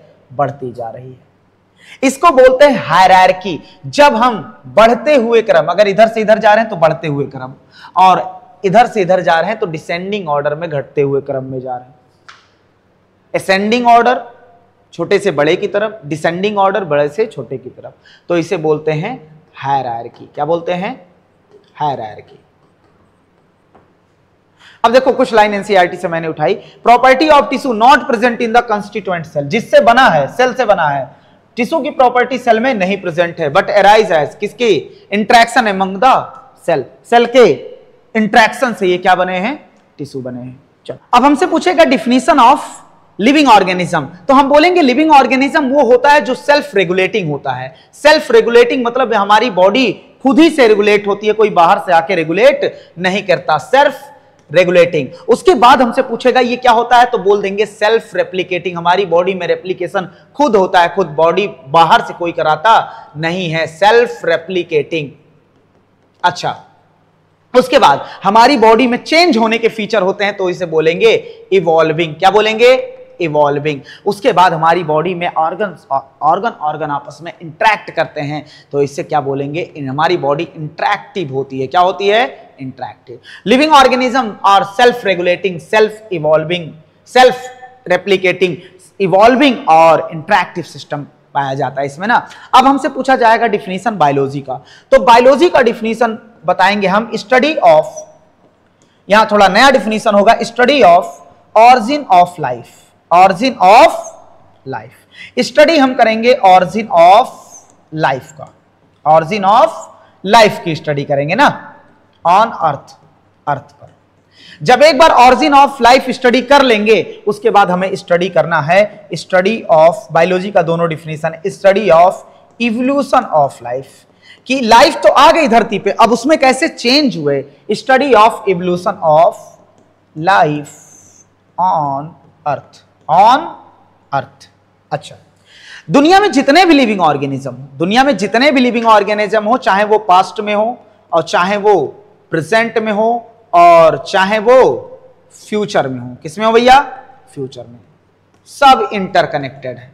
सब क्या है? इंटरकनेक्टेड। सब कैसे इंटरकनेक्टेड है? क्योंकि सब शेयर कर रहे हैं कॉमन जेनेटिक मटेरियल। क्या शेयर कर रहे हैं? बाय शेयरिंग, वो शेयर कर रहे हैं कॉमन जेनेटिक मटेरियल। क्या शेयर कर रहे हैं भैया? कॉमन जेनेटिक मटेरियल को शेयर कर रहे हैं ना। चलो, और कॉमन जेनेटिक मटेरियल क्या है इनका? डीएनए। तो सर अगर सब में डीएनए पाया जाता है तो सब अलग अलग क्यों है? कुत्ता, बिल्ली, प्लांट और ये सब अलग अलग क्यों है? सबको सेम होना चाहिए था। हमने कहा भैया हम सबके पास बाइक है, तो इसका मतलब ये थोड़ी ना कि सेम ही बाइक है। तो हम सबके पास डीएनए है, तो इसका थोड़ी ना मतलब एग्जैक्ट डीएनए। तो इस डीएनए में, सभी के डीएनए में क्या पाया जाता है? वेरिएशन, और यही वेरिएशन कारण बनता है हम सबके अलग अलग होने का। इतनी बात एकदम क्लियर होनी चाहिए। उसके बाद हमें बात करना है diversity of living organism. Diversity का मतलब होता है अनेकता, डाइवर्सिटी पाया जाता है, वैरायटी पाया जाता है, वैरायटी पाया जाता है किसमें? लिविंग ऑर्गेनिज्म, मतलब धरती पे जितने भी लिविंग ऑर्गेनिज्म है सब सेम नहीं है, इसमें क्या पाया जा रहा है? वैरायटी पाया जा रहा है। क्या पाया जा रहा है भैया? वैरायटी पाया जा रहा है। और प्रत्येक डिफरेंट टाइप ऑफ ऑर्गेनिज्म जो होता है उसे हम बोल देते हैं, वो रिप्रेजेंट करता है किसको? स्पीसीज को रिप्रेजेंट करता है। हर अलग टाइप ऑफ ऑर्गेनिज्म किसको रिप्रेजेंट करता है? स्पीसीज। और ऐसे ही धरती पे 1.7 से 1.8 मिलियन स्पीसीज खोजे जा चुके हैं। 1.7 से 1.8 मिलियन स्पीसीज खोजे जा चुके हैं इस धरती पे, और इसी को बोलते हैं बायोडाइवर्सिटी। क्या बोलते हैं? बायोडाइवर्सिटी। अब एरिया बढ़ाते जाओगे, जैसे एक छोटे से एरिया कमरे में बैठे हो, वहां स्पीसीज की संख्या मान लो 5 है, पूरे घर में देखोगे स्पीसीज की संख्या 20 है, पूरे शहर में देखोगे स्पीसीज की संख्या बहुत सारी है। तो जैसे जैसे एरिया बढ़ाते जाओगे स्पीसीज रिचनेस, ये आता है इकोलॉजी में, स्पीसीज रिचनेस मतलब स्पीसीज क्या होता जाएगा? बढ़ता जाएगा। सबसे जो रिच बायोडाइवर्सिटी वाला इलाका है या एरिया है उसे बोलते हैं डेंस फॉरेस्ट। क्या बोलते हैं भैया? Dense forest. डेंस फॉरेस्ट में सबसे ज्यादा बायोडाइवर्सिटी होती है। अच्छा, अब वीडियो हम बना रहे थे, यहां से क्या हो गया, वीडियो थोड़ी कटिंग हो गई तो फिर से बना रहे हैं, तो हमने समझा दिया है वीडियो कटिंग के बाद, यहां से शायद समझाया हमने, यहां तक समझ लो। नॉमेनक्लेचर, हमने कहा मिलियन ऑफ ऑर्गेनिज्म है, हर ऑर्गेनिज्म जो होता है उसका नाम जो होता है प्लेस टू प्लेस वेरी करता है, कंट्री टू कंट्री। यहां एक कंट्री में एक ऑर्गेनिज्म के कई सारे नाम होते हैं। जैसे हम बताएं गुलाब, उसको हम रोज भी बोलते हैं गुलाब, हमारे इंडिया में ही कहीं कहीं उसे गुलाब बोला जाता है, रजोपा बोला जाता है। तो एक नाम के अनेक नाम, मतलब एक ऑर्गेनिज्म के अनेक नाम है। तो इससे हमें क्या होगी? कंफ्यूजन होगी स्टडी करने में। मान लो कोई अमेरिका में बैठ के स्टडी कर रहा है, तो भैया मैं आम पे स्टडी कर रहा हूं, नहीं समझ पाएगा। कुछ लोग कहेंगे सर मैंगो, ज्यादातर कहीं इंग्लिश कहीं कहीं इंग्लिश नहीं चलती, तो लेकिन साइंस सब जगह है। तो कोई ऐसा नाम दो, यहां से कॉन्सेप्ट आया कि नामकरण, नाम देना स्टार्ट करो। तो हमें एक ऑर्गेनिज्म को ऐसा नाम देना है कि वो ऑर्गेनिज्म उसी नाम से पूरे विश्व में जाना जाए, पूरे वर्ल्ड में जाना जाए एक नाम से। तो उसी हम सभी लिविंग ऑर्गेनिज्म को नाम को स्टैंडर्डाइज करेंगे, और स्टैंडर्डाइज करने की प्रोसेस को क्या बोलते हैं? नॉमेनक्लेचर। और नॉमेनक्लेचर देने के लिए अलग अलग साइंटिस्ट आए, अलग अलग बात बोला, लेकिन उसमें बाइनोमियल नॉमेनक्लेचर हमें पढ़ना है जो यूनिवर्सली एक्सेप्टेड प्रिंसिपल है। कैरोलस लिनियस ने रूल दिया था, और ये रूल जिस बुक में दिया था नामकरण करने का, उस बुक का नाम है फिलोसफिका बॉटेनिका। उन्होंने रूल में लिखा कि पहला रूल उनका क्या था? किसी भी बायोलॉजिकल नेम को, किसी भी प्लांट का या एनिमल का बायोलॉजिकल नेम जो होगा उसके 2 कंपोनेंट होंगे। कितने कंपोनेंट होंगे? 2। और ये जो 2 कंपोनेंट हैं, पहला कंपोनेंट वो रिप्रेजेंट करेगा जेनेरिक नेम। किसको रिप्रेजेंट करेगा? Generic name. और स्टार्ट होगा ये कैपिटल लेटर से। किससे स्टार्ट करे होगा? Capital letter. उन्होंने कहा देखो यार, जो बायोलॉजिकल नेम है वो लिखे जाएंगे लैटिन में। किसमें लिखे जाएंगे? लैंग्वेज लैटिन होगी। लैटिन क्यों होगी? क्योंकि ये डेड लैंग्वेज होती है, इसमें कोई चेंज नहीं हो सकता। लैटिन लैंग्वेज लिए जाएंगे। अच्छा, अब लैटिन लैंग्वेज के साथ इसका फॉन्ट जो होगा वो होगा इटैलिक्स। इटैलिक में टेढ़ा फॉन्ट, इटैलिक्स फॉन्ट होगा। ये तीसरा रूल कह सकते हैं। किसी भी बायोलॉजिकल नेम में 2 कंपोनेंट होंगे, पहला रिप्रेजेंट कर रहा होगा जेनेरिक नेम और दूसरा स्पेसिफिक एपिथेट। दूसरा रूल, ये जेनेरिक नेम स्टार्ट होंगे कैपिटल लेटर से और स्पेसिफिक एपिथेट स्टार्ट होंगे, स्टार्ट या पूरा वर्ड ही होंगे स्मॉल लेटर में। और जो बायोलॉजिकल नेम होंगे लिखे जाएंगे किसमें? लैटिन में। और इनका फॉन्ट क्या होगा? इटैलिक्स मतलब टेढ़ा। अगर हमारे पास भैया फॉन्ट करने के लिए कंप्यूटर ही ना हो, सिस्टम ही ना हो, तब क्या करेंगे? तो हम हाथ से लिखेंगे। जब कहा गया इस वर्ड को हैंड रिटन, हाथ से लिखा जाएगा, तो दोनों वर्ड को सेपरेटली, मान लो फलाने और ढिमकाने लिख दिया, तो दोनों को सेपरेटली अंडरलाइन करेंगे। क्या करेंगे भैया? सेपरेटली अंडरलाइन करेंगे ना। और जब प्रिंट इसे किया जाएगा, मान लो तुमने टाइप करवा के प्रिंट कराना हुआ, तो इसे इटैलिक्स फॉन्ट देंगे। कौन सा फॉन्ट? Italics font. अच्छा, ये खोजा चाहे जहां गया हो, ऐसा नहीं इंडिया में खोजा गया तो हिंदी में नाम देंगे, ऐसा नहीं कि नाम तो लैटिन में ही दिया जाएगा। खोजा, कहीं भी गया हो, इररेस्पेक्टिव ऑफ देयर ऑरिजिन। मतलब ऑरिजिन से मतलब नहीं कहां है, उसके रेस्पेक्ट में नहीं हम नाम देंगे, कहीं भी हो दिया लैटिन में ही लैंग्वेज में नाम दिया जाएगा। नेम ऑफ ऑथर, जिसने इसको खोजा है या जिसने इस पे बात की है उसका after specific epithet. After specific epithet जहां खत्म होगा, जैसे पहले जीनस लिखेंगे फिर स्पीसीज, वहीं पर साइंटिस्ट का नाम लिख देंगे, ऑथर का नाम लिख देंगे, आफ्टर स्पेसिफिक एपिथेट।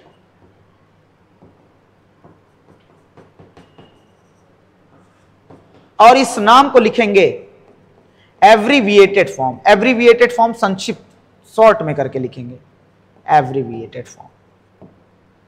जैसे लीनियस है उनका नाम, तो लिन उठा लो, लिन लिख दो।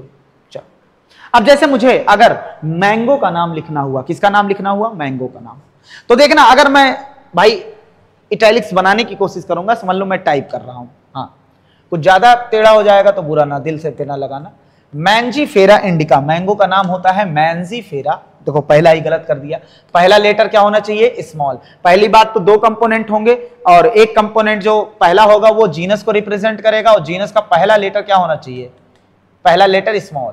मैंजीफेरा इंडिका, इंडिका अब आई वो स्मॉल लेटर से, अब सब पूरा वर्ड स्मॉल होना चाहिए, indica.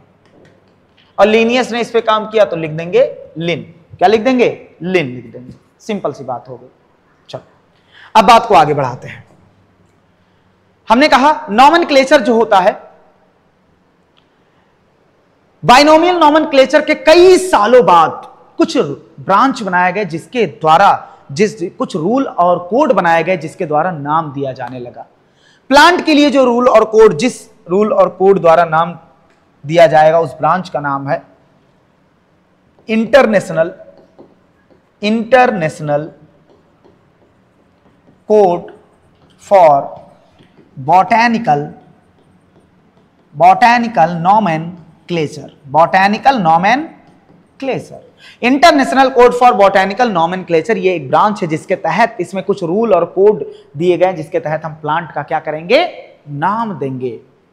ICZN, international code for, या ऑफ लिख दो, इंटरनेशनल कोड ऑफ, जेड का मतलब जूलॉजिकल, जूलॉजिकल नॉमेनक्लेचर, नॉमेनक्लेचर। चलो इतनी बात एकदम क्लियर होनी चाहिए। अच्छा, मैंने कहा ये बात, यहां से क्वेश्चन इसका फुल फॉर्म पूछा जा सकता है। अब कुछ क्वेश्चन इधर उधर हो गए हैं लेकिन देखते हैं। सेलेक्ट द करेक्टली रिटन, 2019 में क्वेश्चन पूछा गया, इस चैप्टर से थोड़ा कम क्वेश्चन पूछे जाते हैं। Select the correctly written scientific name of mango was first described by, जिसके पहले किसके द्वारा डिस्क्राइब किया गया था, किसके द्वारा डिस्क्राइब किया गया था, कैरोलस लिनियस। तो पहला देखो गलत है क्योंकि यहां दूसरा वर्ड जो है वो किससे स्टार्ट है, कैपिटल से। फिर देखो यहां कार्लेनियस लिखा, दोनों नाम नहीं, किसी अगर दो साइंटिस्ट के नाम में अगर दो कंपोनेंट है तो एक ही कंपोनेंट उसका लेंगे, ये नहीं कार्लेनियस। मैंजीफेरा इंडिका लिन, ये हमें बहुत परफेक्ट लग रहा है। यहां देखो ये गलत है क्योंकि ये इटैलिक्स नहीं है, मैंजीफेरा इंडिका ये गलत है। बात समझ रहे हो कि नहीं, तो ऑप्शन क्या होगा, third. Nomenclature govern by, nomenclature को गवर्न किया जाता है, आगे बढ़ाया जाता है सर्टेन यूनिवर्सल रूल, कुछ यूनिवर्सल रूल है इसके। विच ऑफ द फॉलोइंग कॉन्ट्रेरी, कौन सा इसमें से उस रूल के विरुद्ध है, तो देखते हैं rule. The names written in Latin and italicised, italics में होगा, लैटिन में होगा, इटैलिसाइज्ड किया जाएगा, सही है। व्हेन रिटन इन हैंड, जब हाथ से लिखा जाएगा उसको क्या करेंगे, टू बी अंडरलाइन, यहां सेपरेटली अंडरलाइन बोलना था लेकिन चलो अंडरलाइन बोला है, इसको इसी को गलत मान लेते अगर कोई स्टेटमेंट ना मिलता, लेकिन एक स्टेटमेंट एकदम गलत है। Biological name can be written in any language, देखो ये एकदम गलत है तो इसको गलत नहीं मानेंगे, समझ रहे हो कि नहीं, तो एनी लैंग्वेज वाला गलत हो गया। थर्ड, कब क्वेश्चन पूछा गया था, पूछा गया होगा, लिखा नहीं है इसमें। Which of the following organism scientifically correctly name and correctly printed according to international rule of nomenclature, correctly describe किया गया। मस्का डोमेस्टिका लिखा तो करेक्ट गया भाई, लेकिन भाई साहब डिस्क्राइब करेक्ट नहीं किया गया है, क्योंकि ये हाउस लिजर्ड मक्खी होती है भाई, लिजर्ड कहाँ दीवार वाली, ये कहाँ रेप्टाइल थोड़ी ना होती है, इंसेक्टा के मेंबर मस्का डोमेस्टिका, तो गलत हो गया। मतलब लिखा तो सही है लेकिन डिस्क्राइब सही नहीं किया गया है। प्लाज्मोडियम फैल्सीफेरम लिखा सही है, देखो इटैलिक्स है, कैपिटल है, स्मॉल है ना। प्रोटोजोवन पैथोजन होता है जो बहुत सारे सीरियस मलेरिया कराते हैं, बिल्कुल सही बात है, ये सही है। फेलिस टाइग्रेसिस, फेलिस टाइग्रिस, पहली बात तो इसका क्या नाम होता है, पैंथरा टाइग्रिस नाम होता, फेलिस नहीं नाम होता, गलत हो गया। Escherichia coli, full name of Entamoeba, एंट नहीं होता, स्टेरकिया कोलाई होता है, तो बात गलत हो गई ना, ऑप्शन सेकंड जाएगा। उसके बाद अब आता है क्लासिफिकेशन। क्लासिफिकेशन मतलब कुछ नहीं होता, कैरेक्टर के आधार पे ग्रुपिंग बनाना, इससे अच्छी लैंग्वेज कुछ नहीं हो सकती। कैरेक्टर के आधार पे ग्रुपिंग करना इज कॉल्ड क्लासिफिकेशन। क्लासिफिकेशन एक ऐसी प्रोसेस है जिसमें हम क्या कर रहे हैं, कैरेक्टर के आधार पे, फीचर के आधार पे, कैरेक्टर के आधार पे, फीचर के आधार पे क्या बना रहे हैं, ग्रुपिंग। क्या बना रहे हैं, ग्रुपिंग या कैटेगरी बना रहे हैं, कैटेगरी बना रहे हैं। Process in which grouping of anything grouped into convenient category. Convenient category मतलब कोई आसान सा हमने क्या बना दिया, सुविधा के अकॉर्डिंग हमने कैटेगरी बना दिया। तो सर टैक्सोनॉमी क्या है, हमने कहा क्लासिफिकेशन में हमें फील नहीं आ रहा किसको कैटेगराइज कर रहे हो, किसकी ग्रुपिंग कर रहे हो, किसकी कर रहे हो, लिविंग ऑर्गेनिज्म की कर रहे हो कि नॉन लिविंग की कर रहे हो, इसमें फील नहीं आ रहा है। टैक्सोनॉमी में हमें फील आ जाएगा, क्योंकि इसमें हम, यह ऐसी प्रोसेस होता है जिसमें हम ग्रुपिंग करते हैं, किसका, लिविंग ऑर्गेनिज्म का ग्रुपिंग करते हैं। किसका ग्रुपिंग करते हैं, लिविंग ऑर्गेनिज्म। और जो ग्रुप बनता है, जो कैटेगरी बनती है, जो ग्रुप या कैटेगरी बनती है, कैटेगरी भी एक इंग्लिश वर्ड है, इसमें हमें नहीं समझ में आ रहा है कि लिविंग ऑर्गेनिज्म की बात हो रही है, तो उस ग्रुप या कैटेगरी को बोला जाता है टैक्सा, या क्या बोला जाता है, टैक्सॉन या टैक्सा। एक ग्रुप है तो क्या बोल देंगे, टैक्सॉन, सिंगुलर वर्ड है, और ढेर सारे हैं तो क्या बोल देंगे, टैक्सा। जैसे डॉग की अगर हम बात करें, किसकी बात करें, डॉग, तो डॉग में कई सारे ग्रुप आते हैं, कई सारी ग्रुपिंग की जाती है। जर्मन शेफर्ड हो गया, देसी कुत्ता हो गया, सीआईडी वाला कुत्ता हो गया, हाँ डॉग हो गया। अब डॉग आता है मैमल्स में, तो मैमल्स भी एक, देखो सबसे अच्छी बात है, टैक्सा को तुम लिख लो बायोलॉजिकल ग्रुप। क्या लिख लो, बायोलॉजिकल ग्रुप, लिविंग ऑर्गेनिज्म का ग्रुप, बस इससे आसान कुछ नहीं, बायोलॉजिकल ग्रुप लिख लो। अच्छा, डॉग अपने आप में एक टैक्सा है, और डॉग किसमें आता है, मैमल्स। मैमल्स भी एक बड़ा टैक्सा है, क्योंकि अब उसमें डॉग्स आ गया, कैट आ गए, ह्यूमन आ गया, हॉर्स आ गया, ये सब आ गए। अब mammals is a animal, animal is also taxa. Animal में पोरीफेरा, सिलेंट्रेटा, टिनोफोरा, अब सबसे बड़ा टैक्सा हो गया। अब जैसे मैं तुमसे बात करूं कि चलो, मैंने कहा wheat is a plant, wheat की कई सारे वेराइटी होती है, तो उसे बोलेंगे बायोलॉजिकल ग्रुप, टैक्सॉन। और व्हीट क्या है भाई, व्हीट है प्लांट, तो प्लांट अलग लेवल पे टैक्सा। तो ये सब जो दिखाया जा रहा है, ये सब अलग अलग प्रकार के क्या हैं, टैक्सा हैं। डिफरेंट क्या है भैया, टैक्सा है। क्या हमारी इतनी बातों से सहमत हो, टैक्सा का मतलब होता है बायोलॉजिकल ग्रुप। तो जब हम लिविंग ऑर्गेनिज्म की ग्रुपिंग करेंगे, जो ग्रुप बनेगा उसे बोलेंगे टैक्सॉन। क्या बोलेंगे, टैक्सॉन। और इसी ग्रुपिंग की प्रोसेस को, लिविंग ऑर्गेनिज्म के ग्रुपिंग की प्रोसेस को क्या बोलते हैं, टैक्सोनॉमी। क्या बोलते हैं भैया, टैक्सोनॉमी। अच्छा, फिर मैंने कहा टैक्सोनॉमी के बेसिस क्या है, आधार क्या है, जरा उस पे फोकस करेंगे। टैक्सोनॉमी के बेसिस क्या है, तो टैक्सोनॉमी बेस्ड ऑन कैरेक्टर के आधार पे किया जाता है। और वो दो प्रकार के होते हैं, एक होता है क्लासिकल टैक्सोनॉमी, दूसरा होता है मॉडर्न टैक्सोनॉमी। क्या होता है, मॉडर्न टैक्सोनॉमी। मॉडर्न टैक्सोनॉमी को न्यू सिस्टमेटिक बोलते हैं। क्या बोलते हैं, न्यू सिस्टमेटिक।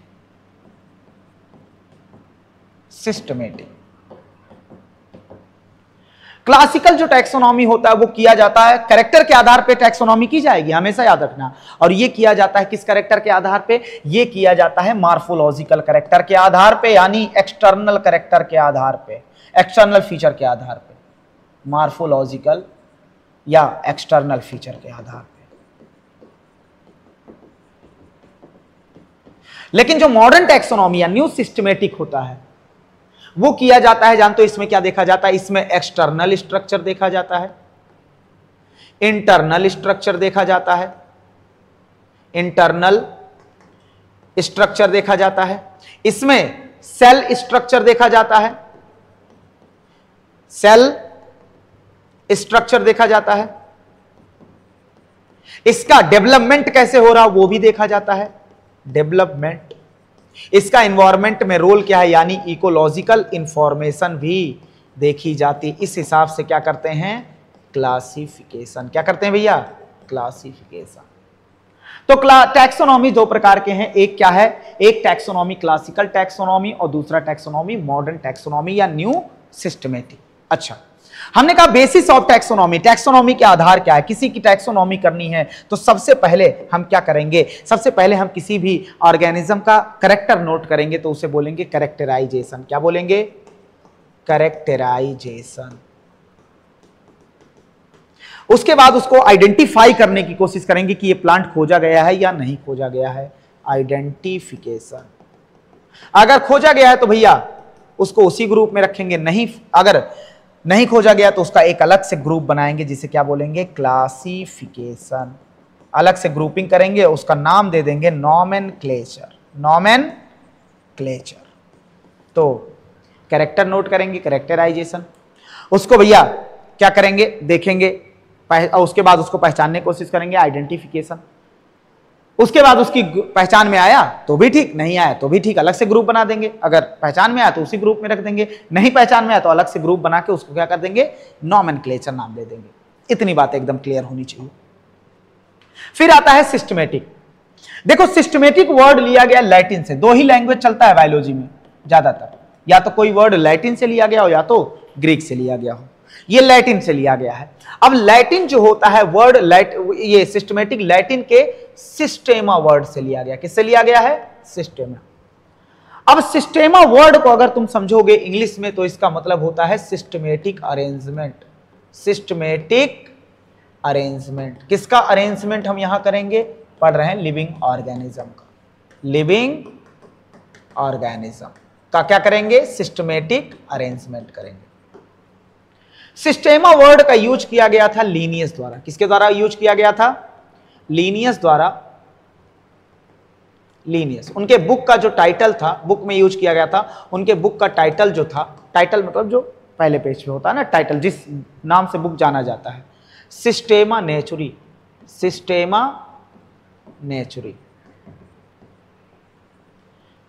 सर करते क्या है सिस्टमेटिक में, टैक्सोनॉमी तो हमें समझ में आई, कैरेक्टर के आधार पे ग्रुपिंग करना is called taxonomy. Taxonomy character, जैसे हमने ले लिया मेमोरी ग्लैंड, मेमोरी ग्लैंड बोल दिया तो उसमें डॉग्स भी, हमने कहा जिनके पास मेमोरी ग्लैंड है एक ग्रुप में आ जाए, कैरेक्टर फिक्स किया और सबको ग्रुप में एक ग्रुप में रख दिया मैमेलिया, तो इसको बोलेंगे टैक्सोनॉमी। कैट भी आ गया, डॉग भी आ गया, हॉर्स भी आ गया और ह्यूमन भी आ गया, मंकी भी आ गया, इसमें सब लोग आ गए, सब इसी में आ गए। अब हम, ये हो गया टैक्सोनॉमी। क्या हो गया, टैक्सोनॉमी। अब टैक्सोनॉमी के बाद हम इसमें अब इनके पूर्वज से रिश्ता निकालेंगे, इवोल्यूशनरी रिलेशनशिप इनके पूर्वज का, कि यार देखो सबके पास मेमोरी ग्लैंड है, सबके पास यार हार्ट है, सबके पास यार फोर लिम्ब है, तो कहीं ना कहीं इनके पूर्वज क्या होंगे, सेम रहे होंगे, तो इसे बोलते हैं इवोल्यूशनरी रिलेशनशिप। तो टैक्सोनॉमी प्लस इवोल्यूशनरी रिलेशनशिप, यही होता है सिस्टमेटिक। क्या होता है, टैक्सोनॉमी करके क्या निकाल देना, उसमें रिश्ता निकाल देना पूर्वज के साथ, evolutionary relationship, relationship, evolutionary relationship among organism, तो उसे क्या बोलेंगे, सिस्टमेटिक। सिस्टमेटिक में इवोल्यूशनरी रिलेशनशिप निकालते हैं, टैक्सोनॉमी करने के साथ क्या निकालते हैं, इवोल्यूशनरी रिलेशनशिप, इन दोनों को मिला के क्या बोलते हैं, सिस्टमेटिक। बातें एकदम क्लियर होनी चाहिए। अच्छा, अब आता है टैक्सोनॉमी कैटेगरी। हमने कहा यार मैं ह्यूमन हूं, मुझे क्लासिफाई करो, ग्रुपिंग पे बांटो। तो classification is not a single step process, कि भैया आप ह्यूमन है तो आपका कुछ नाम दे दिया गया, कोई कैटेगरी दी गई है।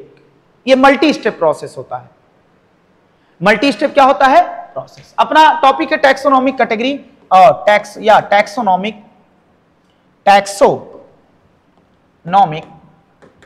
हायरार्की,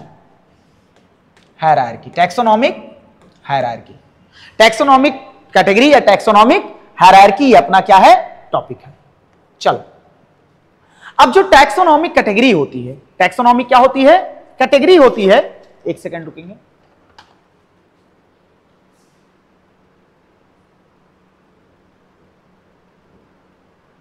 चलो अब ओके।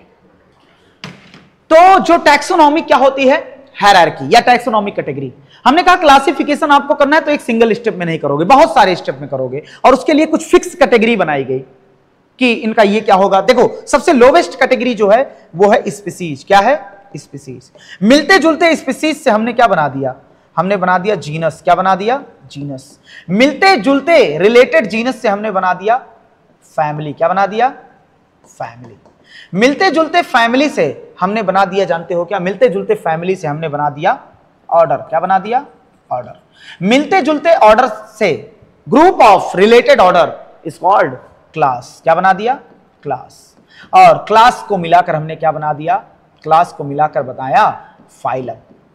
या इसी को प्लांट के केस में अगर प्लांट का क्लासिफिकेशन कर रहे हैं तो फाइलम की जगह हम क्या वर्ड यूज करेंगे, डिवीजन वर्ड यूज करेंगे। अच्छा, और ग्रुप ऑफ रिलेटेड फाइलम को हमने क्या बना, किंगडम। क्या बना भैया, किंगडम। इतनी बात एकदम क्लियर होनी चाहिए। चलो, मैंने कहा स्पीसीज मिलकर क्या बना, जीनस। जीनस मिलकर फैमिली, फैमिली मिलकर ऑर्डर, ऑर्डर मिलकर क्लास, क्लास मिलकर फाइलम, फाइलम मिलकर किंगडम। सबसे जो लोवेस्ट कैटेगरी है, लोवेस्ट कैटेगरी है, ये क्या है, सबसे लोवेस्ट कैटेगरी जो है वो है स्पीसीज। सबसे जो हाईएस्ट कैटेगरी है, जो हाईएस्ट कैटेगरी है, जो सबसे हाईएस्ट कैटेगरी है वो है किंगडम, हाईएस्ट कैटेगरी। अच्छा, एक बात को समझना, अब जो यूनिट है क्लासिफिकेशन का, ये सारे हैं यूनिट क्लासिफिकेशन के। ये यूनिट, ये यूनिट, कोई छोटा यूनिट है, कोई बड़ा यूनिट है, लेकिन सारे यूनिट हैं क्या, क्लासिफिकेशन को। अब इसमें से ईच कैटेगरी, जो 7 कैटेगरी ऑब्लिगेट, 7 ऑब्लिगेट, 7 ऑब्लिगेट मतलब जरूरी कैटेगरी। इस सब कैटेगरी भी होता है, इंटरमीडिएट कैटेगरी बोल सकते हैं, जैसे सुप्रा क्लास, क्लास के ऊपर सुप्रा क्लास, क्लास के नीचे सब क्लास। तो लेकिन 7 ये फिक्स हैं, 7 ऑब्लिगेट कैटेगरी होता है। ईच कैटेगरी को, प्रत्येक कैटेगरी को जानते हो क्या बोलते हैं, प्रत्येक कैटेगरी को ही बोलते हैं टैक्सोनॉमिक कैटेगरी। क्या बोलते हैं, टैक्सोनॉमिक कैटेगरी बोलते हैं। प्रत्येक कैटेगरी को क्या बोलते हैं भैया, टैक्सोनॉमिक कैटेगरी। और टैक्सोनॉमिक कैटेगरी जो होता है ओवरऑल अरेंजमेंट को, इनके ओवरऑल पूरा टैक्सोनॉमिक कैटेगरी मिला दिया जाए, यहां से यहां या यहां से यहां, इसको बोलते हैं ओवरऑल अरेंजमेंट को बोलते हैं टैक्सोनॉमिक हायरार्की। क्या बोलते हैं, टैक्सोनॉमिक हायरार्की। बताओ, पूरे अरेंजमेंट को क्या बोलते हैं, टैक्सोनॉमिक हायरार्की बोलते हैं। और प्रत्येक कैटेगरी को क्या बोलते हैं, प्रत्येक कैटेगरी को बोलते हैं क्या, टैक्सोनॉमिक कैटेगरी। और प्रत्येक taxonomic category is a unit of classification, classification का यूनिट है। यकीन मानो अगर मैं क्वेश्चन पूछ लूं ना कि बताओ यूनिट ऑफ क्लासिफिकेशन, और पहला वहां पर ऑप्शन स्पीसीज रहे तो बहुत सारे बच्चे स्पीसीज लगा के आएंगे। सब यूनिट है, 7 यूनिट है क्लासिफिकेशन के। जैसे वेट को नापने की जो यूनिट होती है तो क्या सिर्फ ग्राम होती है या किलोग्राम होती है, ग्राम, किलोग्राम, मिलीग्राम, टन। तो ये सब क्या होता है, कुछ छोटे कैटेगरी, कुछ बड़े कैटेगरी। लेकिन सबसे जो बेसिस ऑफ क्लासिफिकेशन वो क्या है, स्पीसीज से स्टार्ट करेंगे वो कहां जाएंगे, किंगडम तक। तो बेसिस ऑफ क्लासिफिकेशन होता है, basis of classification, basis of classification, Aadhaar classification का। चलो अब देखना, इतनी बात एकदम समझ में आ गई हो। और प्रत्येक कैटेगरी, ईच कैटेगरी, जितने कैटेगरी हैं, ईच कैटेगरी ये बताएगा रैंक को, डिनोट करेगा किसको, रैंक को। और रैंक बताएगा टैक्सा को। किसको बताएगा, टैक्सॉन। ये कौन सी बला आ गई सर, सुनो। पहली बात, टैक्सोनॉमिक कैटेगरी जो होता है और टैक्सॉन में डिफरेंस देखते हैं। हम कह रहे हैं यार बताओ, फैमिली एक टैक्सोनॉमिक कैटेगरी, किंगडम, बताओ कौन, किसका रैंक ज्यादा होगा, तो जिसमें नंबर ऑफ इंडिविजुअल ज्यादा होंगे, नंबर ऑफ इंडिविजुअल किसमें ज्यादा होंगे, किंगडम। अब किंगडम में भी कौन सा टैक्सॉन एनिमेलिया, प्लांटी या फंजाई। तो कैटेगरी डिनोट करता है रैंक और वो क्या रिप्रेजेंट करता है, टैक्सॉन को। समझते हैं इस बात को थोड़ा सा। जैसे हमने बोला क्लास इंसेक्टा, क्लास इंसेक्टा, तो इसमें से जो क्लास है वो हो गया टैक्सोनॉमिक कैटेगरी, और जो इंसेक्टा हो गया वो हो गया, क्या हो गया, वो हो गया टैक्सॉन।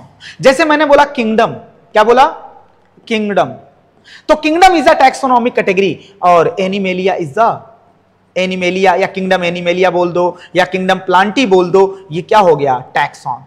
क्या हो गया, टैक्सॉन मतलब बायोलॉजिकल ग्रुप। सात टैक्सोनॉमिक कैटेगरी फिक्स हैं, लेकिन टैक्सॉन का संख्या बहुत सारे हो सकते हैं। जैसे अगर किंगडम की बात किया जाए तो 5 किंगडम है, animalia, Plantae, fungi, Monera, protista, तो ये 5 टैक्सॉन हो गए। लेकिन किंगडम कितना है, एक। तो number of taxonomic category is fix but number of taxon is variable. बहुत सारे, अरे यार कुत्ता एक टैक्सॉन है, बिल्ली एक टैक्सॉन है, ऐसे तो मिलियन ऑफ ऑर्गेनिज्म टैक्सॉन ही हो गए।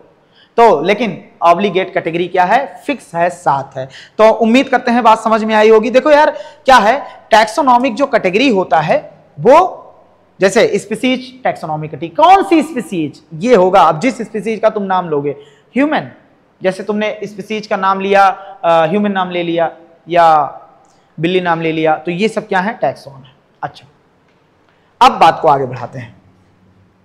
और Which of the following animal correctly matched with their particular taxonomic category? Tiger कह रहा, टाइग्रिस जो होता है, ये क्वेश्चन यहां नहीं देना चाहिए था, लेकिन चलो ठीक है, अभी लौट के देख लेंगे या फिर यार वापस आ जाना पढ़ने के बाद। टाइगर में टाइग्रिस जो है वो क्या है, स्पीसीज, और यहां क्या ढूंढना है, करेक्टली मैच ढूंढना है। तो सही है, पहला ही सही है, टाइग्रिस क्या है, species. Cuttle fish Mollusca, cuttle fish जो है मोलस्का, और मोलस्का एक क्लास, मोलस्का क्लास नहीं है, मोलस्का फाइलम है।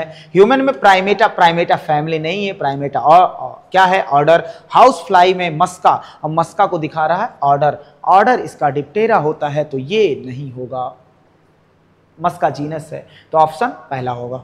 चलो अब मैं तुमसे कुछ बात करना चाह रहा हूं, किंगडम से लेकर स्पीसीज तक ऐसे ही खत्म हो जाएगा देखते देखते। तो पैंथरा जो है, कुछ साइंटिफिक नाम, जैसे पैंथरा लियो लायन का नाम होता है, पैंथरा टाइग्रिस टाइगर का नाम होता है, पैंथरा पार्डस ये नाम होता है किसका, लेपर्ड का, तेंदुआ जिसे बोलते हैं, लेपर्ड। कैट का नाम होता है फेलिस डोमेस्टिका, फेलिस डोमेस्टिका किसका नाम होता है, कैट का। डॉग का नाम होता है कैनिस फैमिलियरिस। ह्यूमन का नाम होता है होमो सेपियंस, सेपियंस, क्या सैम्पियंस नहीं, सैम्पियंस। हाउस फ्लाई का नाम होता है मस्का डोमेस्टिका, क्या नाम होता है, मस्का। और हमें पता है, अभी हमने रूल पढ़े, हमें पता है कि पहला वर्ड किसको रिप्रेजेंट करेगा, पहला वर्ड रिप्रेजेंट करेगा जीनस को, दूसरा वर्ड किसको रिप्रेजेंट करेगा, स्पीसीज को रिप्रेजेंट करेगा ना। चलो अब देखते हैं, जैसे लायन लिखा है तो इसका जो स्पीसीज होगा बताओ क्या होगा, लियो, क्या होगा, लियो। लेपर्ड का क्या होगा, पार्डस, क्या होगा, पार्डस। टाइगर का क्या होगा, टाइग्रिस, टाइग्रिस। कैट का क्या होगा, हमने बोला फेलिस डोमेस्टिका, डोमेस्टिका। डॉग का क्या होगा, कैनिस फैमिलियरिस। ह्यूमन का क्या होगा, सेपियंस, क्या होगा, सेपियंस। हाउस फ्लाई का क्या होगा, डोमेस्टिका, डोमेस्टिका। और हमने देखा इनमें, मान लो इनमें ऐसा हमने देखा कि लायन और टाइगर ये सब शेयर कर रहे थे आपस में, इनमें मान लो 5-5 लाख कैरेक्टर थे और ये शेयर कर रहे थे, इन सब में 1000 कैरेक्टर कॉमन थे, तीनों में 1000 कैरेक्टर क्या थे, कॉमन थे। इसी कॉमन कैरेक्टर के आधार पे हमने इनका एक ग्रुप बनाया। हमने कहा देखो ग्रुप ऑफ रिलेटेड, ये सब रिलेटेड है, टाइगर, लेपर्ड और ये लायन, ये सब रिलेटेड एनिमल हैं, तो इनको एक जीनस दिया जिसका नाम है पैंथरा। क्या नाम है, पैंथरा। तो तुमसे क्वेश्चन पूछा जाएगा, बताओ भैया पैंथरा में कौन कौन आएगा, तो पैंथरा में कौन कौन आएगा भैया, लियो आएगा, पार्डस आएगा और टाइग्रिस। बात को समझ रहे हो कि नहीं, अच्छा। फिर उसके बाद डोमेस्टिका का जीनस जो होगा, डोमेस्टिका का जीनस जो होगा वो फेलिस, क्या होगा, फेलिस। इसका मतलब हमें यहां समझ में आया, एक जीनस में कई सारे स्पीसीज हो सकते हैं और एक जीनस में एक अकेला भी स्पीसीज हो सकता है, मतलब ऐसा नहीं कि जीनस में बहुत सारे ही स्पीसीज होंगे। अच्छा, फिर फैमिलियरिस, डॉग का, ये कैनिस, क्या भैया, कैनिस। यहां होमो और यहां मस्का। अब अच्छा बताओ, ये आपस में 1000, बहुत सारे फीचर थे, लाखों फीचर थे, इन सब में 1000 फीचर कॉमन थे। अब ये 1000 फीचर इन सब में कॉमन थे, लेकिन इसके और इसके 1000, अगर इसके 1000 फीचर कॉमन है, अब कैट से तो 1000 फीचर कॉमन नहीं होते, नहीं तो इसको भी यही रखते ना। तो इससे मान लो जैसे जैसे ऊपर हमने बढ़ा, मान लो पैंथरा और कैट में मान लो 100 फीचर कॉमन है, तो इस बेस पे हमने एक फैमिली बनाई जिसका नाम था, अब देखो जब कभी भी हम याद रख लो, जब कभी भी हम प्लांट में फैमिली बना रहे हो तो उसके उस लास्ट में लगाएंगे इडेई। क्या लगाएंगे, इडेई, नहीं सॉरी एसी लगाएंगे, एसी। क्या लगाएंगे, एसी। और जब कभी भी एनिमल में फैमिली लगा रहे हो, ज्यादातर ऐसा होता है जीनस में एसी जोड़ दो तो फैमिली बन जाता है, और जीनस में क्या जोड़ दो, इडेई जोड़ दो, तो एनिमल में क्या बन जाता है, फैमिली। ज्यादातर ऐसा होता है। तो फैमिली क्या होता है, अब यहां पर फैमिली हमने बनाया किसका, पैंथरा और फेलिस, क्योंकि इनमें कॉमन कैरेक्टर मैच थे, तो ग्रुप ऑफ रिलेटेड जनरा से मिला के हमने फैमिली बनाया। तो फेलिस, यहां से दो नाम था, पैंथरा और यहां फेलिस उठाया, इसका नाम दिया फेलिडेई। क्या नाम दिया, फेलिडेई नाम दिया, फेलिडेई। क्या नाम दिया, फेलिडेई। और कैनिस में देखो इडेई लगा दो, कैनिडेई। होमो में होमिनिडी, होमिनिडी। इसमें मस्किडी, मस्किडेई। अब जो फेलिडेई और कैनिडेई होता है, ये दोनों क्या होते हैं, ये दोनों मिलकर एक कॉमन ऑर्डर बनाएंगे, क्योंकि कुत्ता, बिल्ली और ये सब में भी कॉमन फीचर होता है, ये सब मांस खाते हैं और सारे कॉमन फीचर होते हैं। तो इन्हें हमने एक ऑर्डर दिया, एक ऑर्डर, ये ऑर्डर के लेवल पे भी बात हो रही ना, उसे बोला कॉर्निवोरा। क्या बोला, कॉर्निवोरा, कॉर्निवोरा।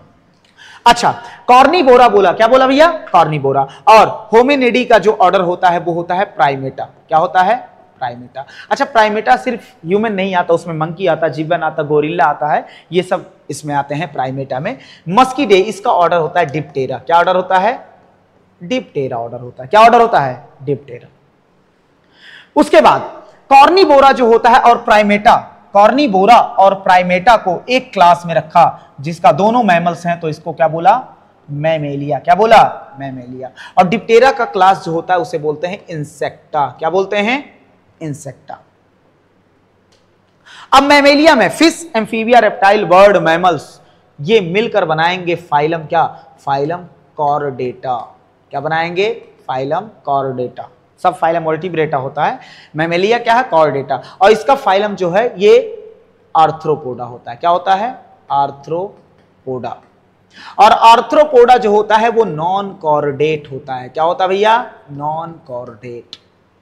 अब कॉर्डेट और नॉन कॉर्डेट जो होता है, कॉर्डेट और नॉन कॉर्डेट जो होता है, ये दोनों मिलकर बनाते हैं किंगडम एनिमेलिया।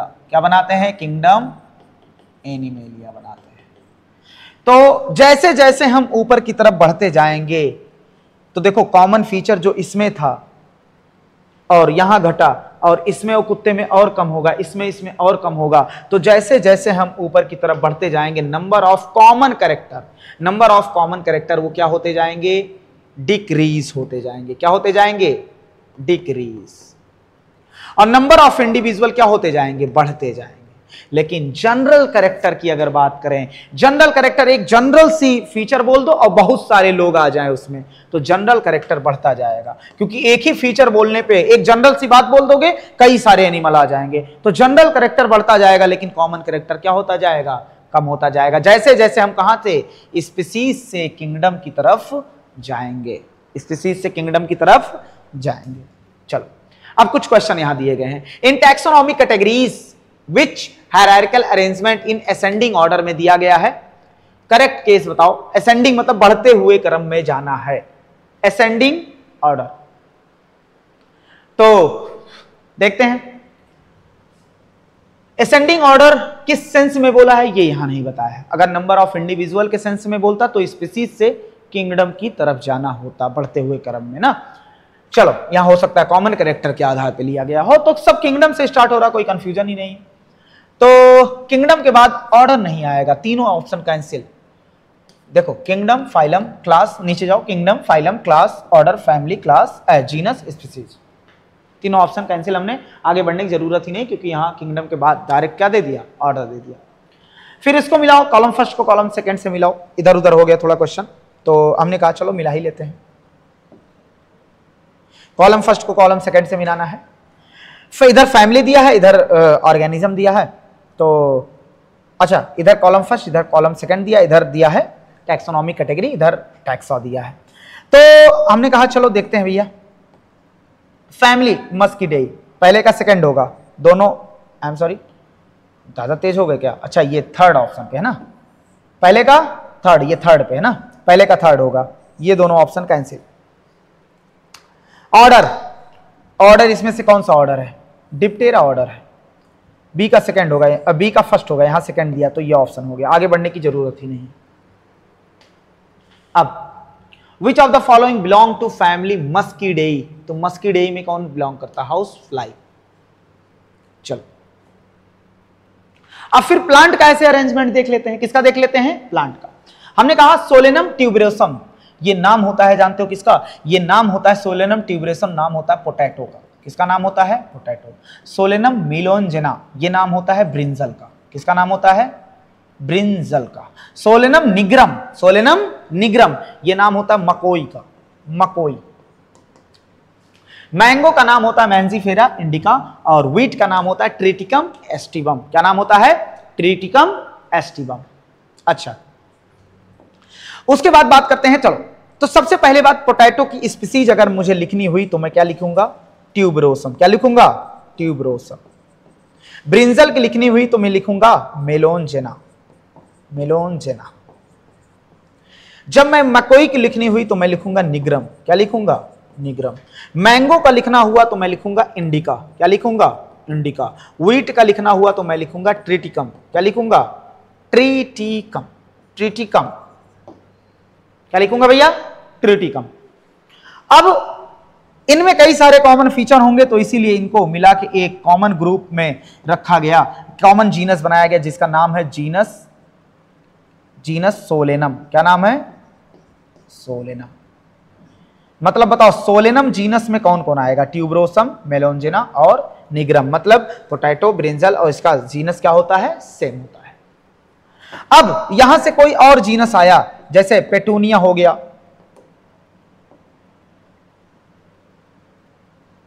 चलो petunia plus Solanum plus petunia plus दतूरा, ये सारे जीनस रिलेटेड थे और इनको मिला के मैंने एक बना दिया फैमिली। क्या बना दिया, फैमिली। और फैमिली का नाम दिया कन्वलवलेसी। क्या नाम दिया, आई एम सॉरी, सोलेनेसी। क्या नाम दिया, सोलेनेसी नाम दिया, सोलेनेसी। अब यहां अगर मैंगो का जीनस देखेंगे तो क्या होगा, मैंगो का जीनस होगा मैंजीफेरा। क्या होगा, मैंजीफेरा।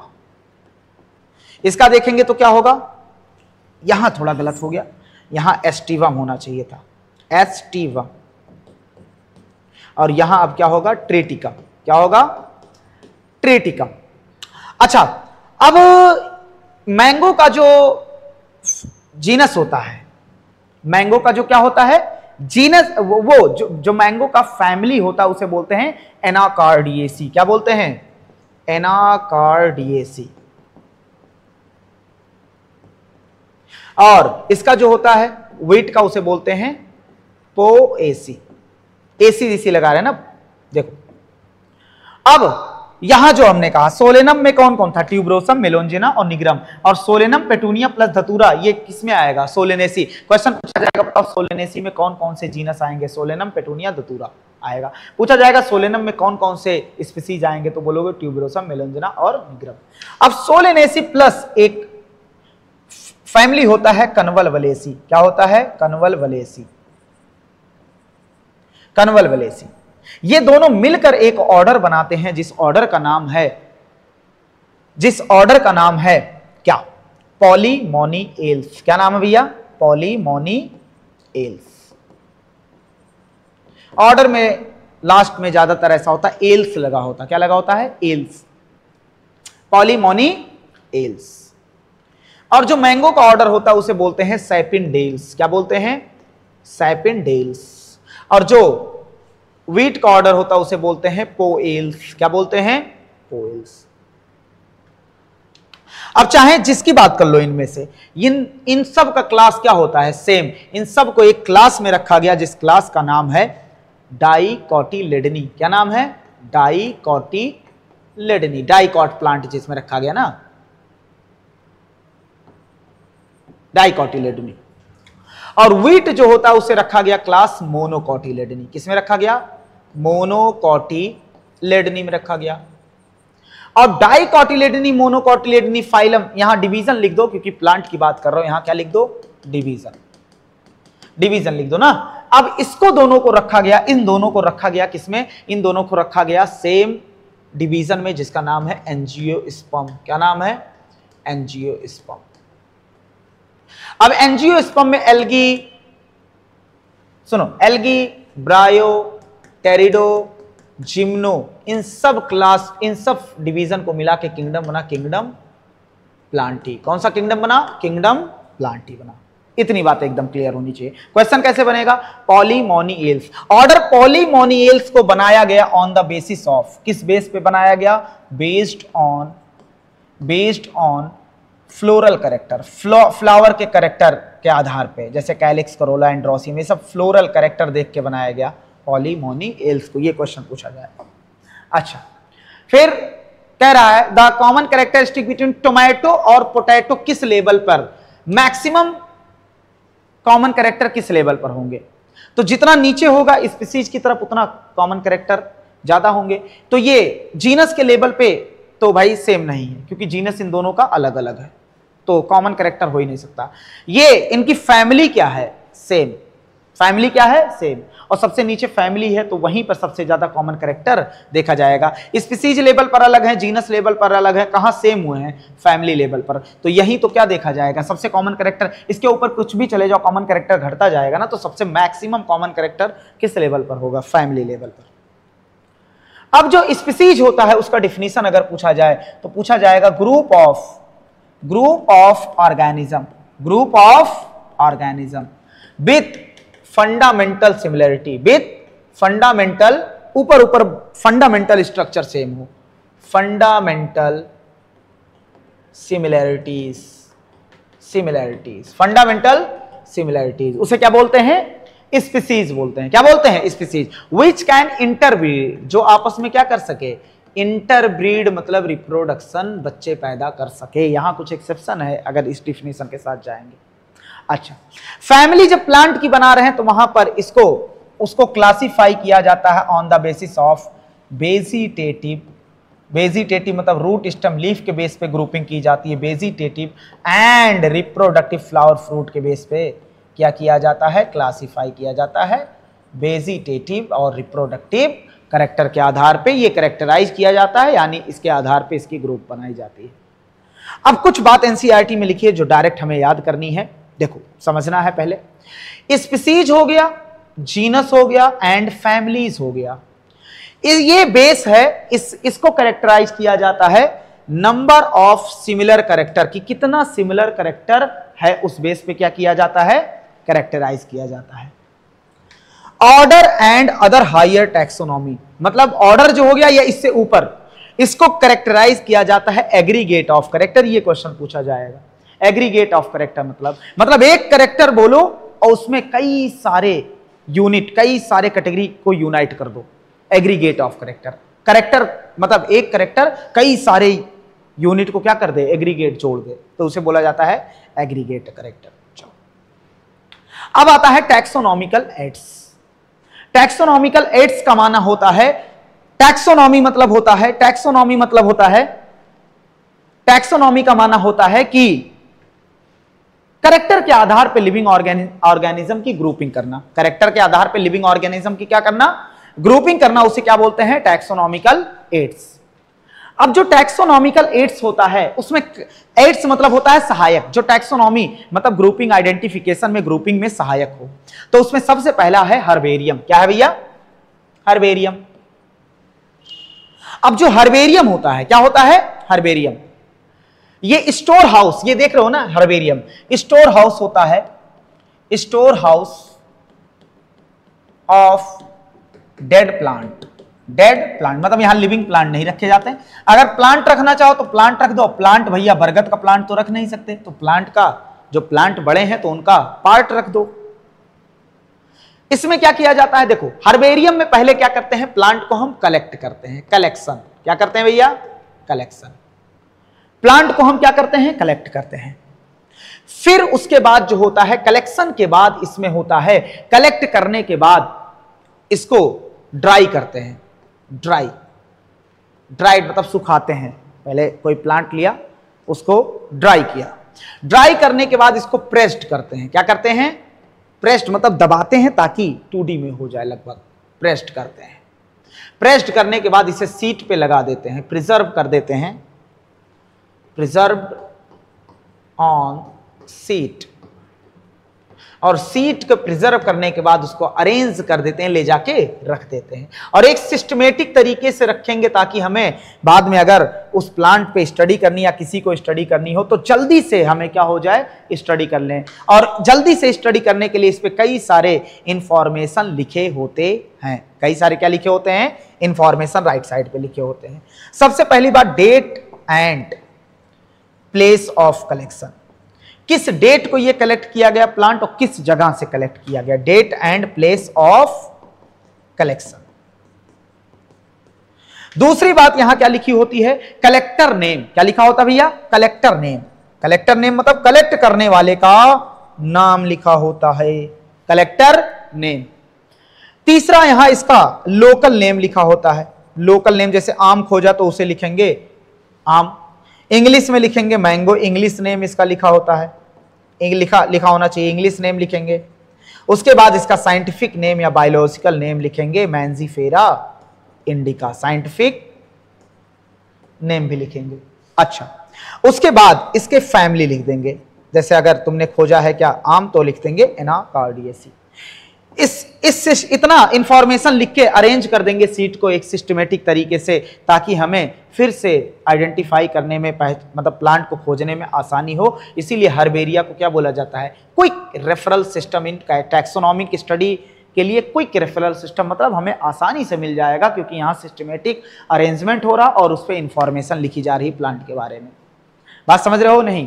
अच्छा, उसके बाद कह रहा the level of herbarium seed does not carry information. कौन सी इंफॉर्मेशन उस पर नहीं होती है, डेट ऑफ कलेक्शन होता है, नेम ऑफ कलेक्टर होता है, लोकल नेम होता है, हाइट ऑफ प्लांट नहीं लिखा जाता है, हाइट ऑफ प्लांट नहीं लिखा जाता है। अच्छा, उसके बाद बॉटेनिकल गार्डन पे बात करते हैं। किस पे बात करते हैं भैया, बॉटेनिकल गार्डन। बॉटेनिकल गार्डन एक स्पेशलाइज्ड गार्डन है। कैसा गार्डन है भैया, स्पेशलाइज्ड गार्डन। तुम्हारा बगीचा भैया बॉटेनिकल गार्डन नहीं है। यहां प्लांट को एक सिस्टमेटिक तरीके से अरेंज किया गया, डाइकॉट वाले प्लांट इधर होंगे, मैंगो वाले प्लांट इधर होंगे, एक सिस्टमेटिक तरीके से अरेंज किया गया है। और इसमें कलेक्शन करते हैं हम लिविंग प्लांट का। किसका कलेक्शन करते हैं, लिविंग प्लांट का कलेक्शन करते हैं। और ऐसा ex situ conservation, ex situ conservation मतलब जैसे ये मान लो कोई प्लांट कश्मीर में रह रहा था, ये कोई प्लांट उत्तराखंड में रह रहा था, ये कोई प्लांट उत्तर प्रदेश में रह रहा था और ये हम बैठे हैं एमपी में, तो इस प्लांट को यहां अगर कंजर्व कर देंगे तो वो होगा इन सिटू कंजर्वेशन। जो प्लांट जहां पाया जाए वहीं कंजर्व कर दिया जाए उसे बोलेंगे इन सिटू कंजर्वेशन। अगर इसे अलग अलग जगह से लाकर उसके नेचुरल इन्वायरमेंट से अलग इसे कंजर्व कर रहे हो तो इसे बोलते हैं ex situ conservation. Botanical garden में क्या किया जाता है, एक्स सिटू कंजर्वेशन किया जाता है। और देखो बॉटेनिकल गार्डन जाओ अगर घूमने तो ईच प्लांट में, प्रत्येक प्लांट में क्या लेबल होता है, उसका साइंटिफिक नाम लिखा होता है। लेबलिंग किसकी होती है, साइंटिफिक नेम की लेबलिंग होती है। उसके बाद साइंटिफिक नेम के बाद उसमें लिखा होता है, साइंटिफिक नेम के बाद उसमें लिखा होता है उसकी फैमिली का नाम। किसका नाम भैया, फैमिली का नाम लिखा होता है। इतनी बात समझने वाली है, समझ रहे हो कि नहीं? अब कुछ बॉटेनिकल गार्डन है जैसे रॉयल बॉटेनिकल गार्डन। रॉयल जो सबसे फेमस बॉटेनिकल गार्डन है, सबसे लार्जेस्ट बॉटेनिकल गार्डन है रॉयल बॉटेनिकल गार्डन, जिसे बोलते हैं RBG। ये कहां पाया जाता है? क्यू एक जगह है इंग्लैंड में, और सबसे ये फेमस बॉटेनिकल गार्डन है। फेमस होने के साथ क्यों फेमस है? क्योंकि सबसे लार्जेस्ट बॉटेनिकल गार्डन यही है। उसके बाद आता है Indian botanical garden. Indian botanical garden ये हो कहां है? हावड़ा में, कोलकाता। और वेस्ट बंगाल में आता है ना। अच्छा, NBRI, NBRI क्या है? National botanical research institute. National, ये अपने लखनऊ में है, नेशनल बॉटेनिकल रिसर्च इंस्टीट्यूट। ये कहां है भैया? लखनऊ। अब लखनऊ के बाद अगर इंडिया लिखना पड़े तो ये तो बहुत गलत बात हो जाएगी, हमें पता है लखनऊ इंडिया में ही। चलो, अब उसके बाद बात को आगे बढ़ाते हैं। उसके बाद आता है म्यूजियम। देखो यार, हर्बेरियम जो होता है ना,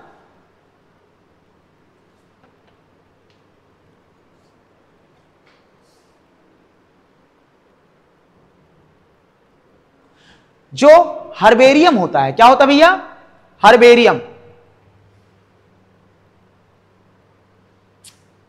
उसमें डेड प्लांट को रखा जाता है। किसको रखा जाता है? डेड प्लांट को।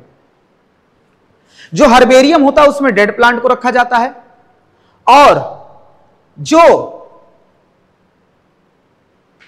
बॉटेनिकल गार्डन होता है उसमें लिविंग प्लांट को रखा जाता है। किसको रखा जाता है? लिविंग प्लांट को कंजर्व किया जाता है। और जो म्यूजियम होता है उसमें प्लांट एनिमल को दोनों को कलेक्ट किया जाता है, दोनों को प्रिजर्व किया जाता है, लेकिन इसमें कलेक्ट किया जाता है डेड प्लांट एंड एनिमल को प्रिजर्व किया जाता है। एनिमल को क्या किया जाता है? प्रिजर्व किया जाता है। अब प्रिजर्व करने के अलग अलग तरीके हैं। हो सकता है इसे हम कंटेनर में प्रिजर्व कर रहे हो। किसमें प्रिजर्व कर रहे हो भैया? कंटेनर में प्रिजर्वेटिव सॉल्यूशन डाल के हम क्या कर रहे हो? किसी भी ऑर्गेनिज्म को प्रिजर्व कर रहे हो। प्रिजर्व करेंगे इन कंटेनर, किसके साथ भैया? प्रिजर्वेटिव सॉल्यूशन डाल के। प्रिजर्वेटिव सॉल्यूशन जैसे फॉर्मेलिन हो गया, अल्कोहल हो गया, प्रिजर्वेटिव सॉल्यूशन डाल के हम क्या करेंगे? इसे प्रिजर्व करेंगे। उसके बाद अगर हम बात करेंगे, देखो, उसके बाद अगर हम बात करते हैं किस पे? उसके बाद अगर हम यहां इसे सॉल्यूशन में भी प्रिजर्व कर सकते हैं, हो सकता है पूरे dry specimen as dry specimen, dry species को भी क्या कर सकते हैं? एज अ ड्राई फॉर्म में स्टोर कर सकते हैं, प्रिजर्व कर सकते हैं। अगर इंसेक्ट की बात आई तो इंसेक्ट को भी प्रिजर्व करेंगे। इंसेक्ट को प्रिजर्व करेंगे किसमें? इंसेक्ट बॉक्स में। किसमें प्रिजर्व करेंगे? Insect box. एक बॉक्स है इंसेक्ट बॉक्स। पहले हम इंसेक्ट को क्या करेंगे? कलेक्ट करेंगे, फिर उसे चप्पल से नहीं मारेंगे, नहीं तो शेप ही बेकार कर दिए उसका। उसको केमिकल से किल करेंगे, किलिंग, कलेक्टिंग। पहले कलेक्ट करेंगे, फिर क्या करेंगे? किलिंग। फिर उसे एक पेपर होता है, उस पेपर पे क्या करेंगे? उस सीट पे क्या करेंगे? पिन करेंगे। और जैसे मान लो ये सीट है, इस पे तुमने क्या कर दिया? इंसेक्ट को, ये कोई इंसेक्ट था उसको पिन कर दिया, और पिन करके इसमें रख दिया। पिनिंग।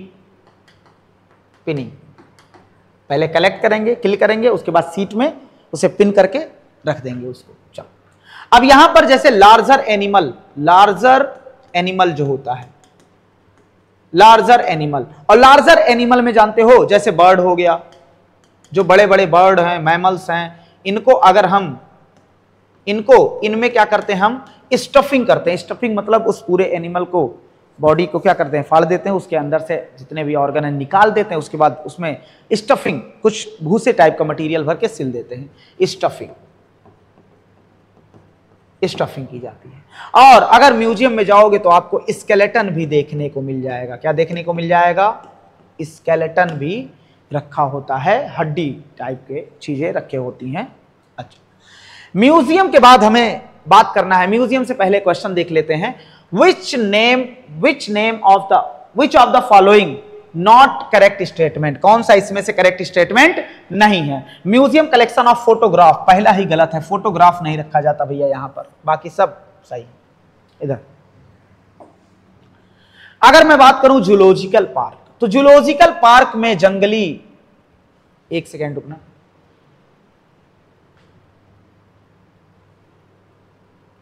हाँ, जूलॉजिकल पार्क में क्या होता है? जूलॉजिकल पार्क में क्या रखे होते हैं? जूलॉजिकल पार्क में वाइल्ड एनिमल का कलेक्शन करते हैं, जंगली जानवर का, वाइल्ड एनिमल का कलेक्शन करते हैं, उसे नेचुरल एनवायरनमेंट देने की कोशिश करते हैं अंडर ह्यूमन प्रोटेक्शन के अंडर में उसे रखते हैं। अच्छा, यहां भी एक्स सिटू कंजर्वेशन होता है। एक्स सिटू कंजर्वेशन मतलब बाहर से लाए गए जानवर को क्या किया जाता है? कंजर्व किया जाता है, और इसे हम कॉमनली क्या बोल देते हैं? जू बोल देते हैं। क्या बोलते हैं? जू। बस इतनी सी बात इसमें जानी है कि हमें समझना है। क्या समझना है? कि देखो, की जो होता है एक बुक होता है। क्या होता है? बुक। ये है बुक, यहां किसी को रखा नहीं गया है, ये एक बुक है। अब जितने भी हम बात करेंगे इसके बाद, जितने भी टैक्सोनॉमिकल एक्ट्स पे बात करेंगे, वो सारे के सारे क्या होंगे? बुक्स होंगे। क्या होंगे? बुक्स। की जो होता है बुक होता है, जिसे यूज किया जाता है आइडेंटिफिकेशन करने के लिए। आइडेंटिफिकेशन करने के लिए किसका? प्लांट और एनिमल दोनों का आइडेंटिफिकेशन करने के लिए इसका यूज किया जाता है। इस बुक में ऐसा क्या होता है जिससे हम प्लांट और एनिमल का आइडेंटिफिकेशन करेंगे? तो इस बुक में कई सारे पेज होते हैं, लेकिन हम सबको एक पेज में निपटाने की कोशिश करेंगे। जैसे यहां ढेर सारे लिखे होते हैं कैरेक्टर। क्या लिखे होते हैं? कैरेक्टर। और ये कैरेक्टर जो होते हैं कॉन्ट्रास्टिंग कैरेक्टर होते हैं। कॉन्ट्रास्टिंग मतलब विरोध, अपोजिट कैरेक्टर होते हैं, पेयर में कैरेक्टर लिखे होते हैं। जैसे मान लो यहां कैरेक्टर लिखा था, हमने कोई एनिमल देखा उसमें नोटोकॉर्ड देखा। क्या देखा? नोटोकॉर्ड। मान लो वो अभी बच्चा ही नोटोकॉर्ड मान लो था, ऐसा एडल्ट में नहीं होता, हमें पता है। तो उसमें दो ऑप्शन होगा, लिखा होगा नोटोकॉर्ड प्रेजेंट, नोटोकॉर्ड एब्सेंट। अब एक को सिलेक्ट करना है, एक को रिजेक्ट करना है, क्योंकि जो एनिमल हमें मिला या तो उसमें नोटोकॉर्ड होगा या तो उसमें नोटोकॉर्ड नहीं होगा। यदि यस तो हम इसको सेलेक्ट करेंगे, इसको एक्सेप्ट करेंगे। तो वहां लिखा था उसके सामने कि ये जो आपको मिला है वो कॉर्डेट है। क्या है? कॉर्डेट।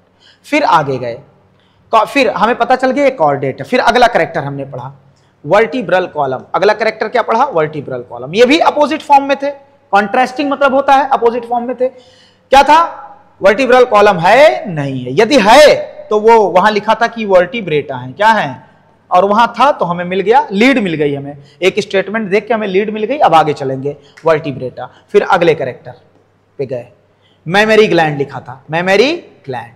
वहां लिखा था, मैं एक स्टेटमेंट लिखा था मैमरी ग्लैंड है, दूसरा लिखा था नहीं है। जहां लिखा था तो लिखा था मैमल्स। तो हमें पता चल गया कि वो जो हमने खोजा है वो क्या है? मैमल्स है। क्या है? मैमल्स। तो यहां क्या लिखे होते हैं? पेयर ऑफ, पेयर में क्या लिखे होते हैं? Pair of contrasting character. क्या लिखे होते हैं भैया? कॉन्ट्रास्टिंग कैरेक्टर लिखे होते हैं।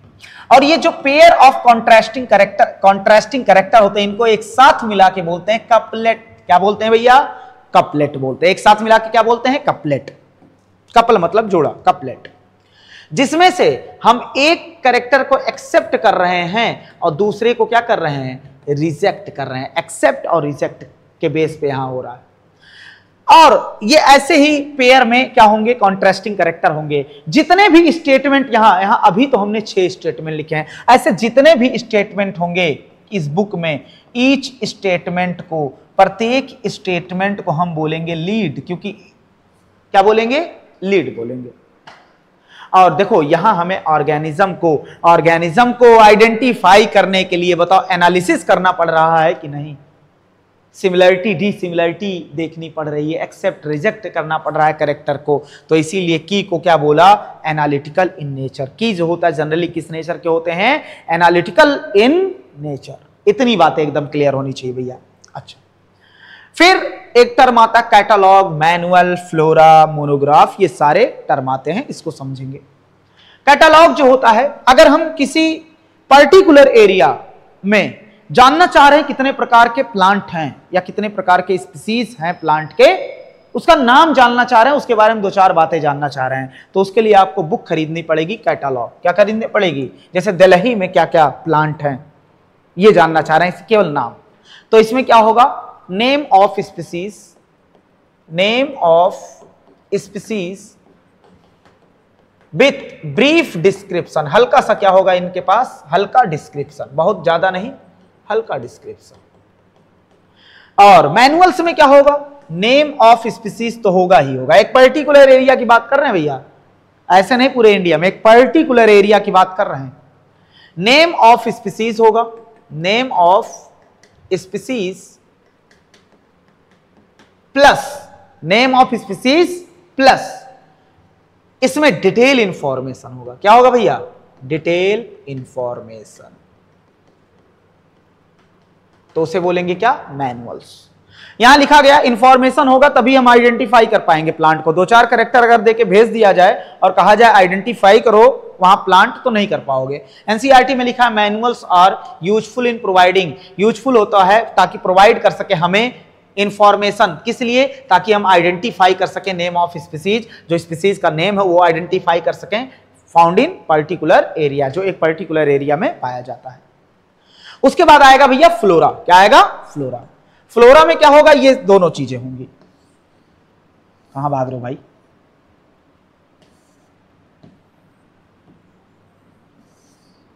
सुनो, इसमें नेम ऑफ स्पीसीज भी होगा, डिटेल इंफॉर्मेशन होगी, और इसमें साथ ही साथ होगा हैबिटाट, वहां का प्लांट का हैबिटाट क्या है, सीजनल चेंज, कितनी बारिश होती है, कितनी गर्मी होती है, सीजनल चेंज क्या है, और उसके बाद वहां का क्लाइमेट कैसा रहता है, सीजन कैसा रहता है, कहां कहां ये प्लांट किस किस एरिया में पाए जाते हैं, पूरा डिटेल इंफॉर्मेशन होगा, तो उसे क्या बोलेंगे, फ्लोरा। अगर यहीं पर एनिमल की बात कर रहे हैं तो उसे बोलेंगे फौना। क्या बोलेंगे, fauna.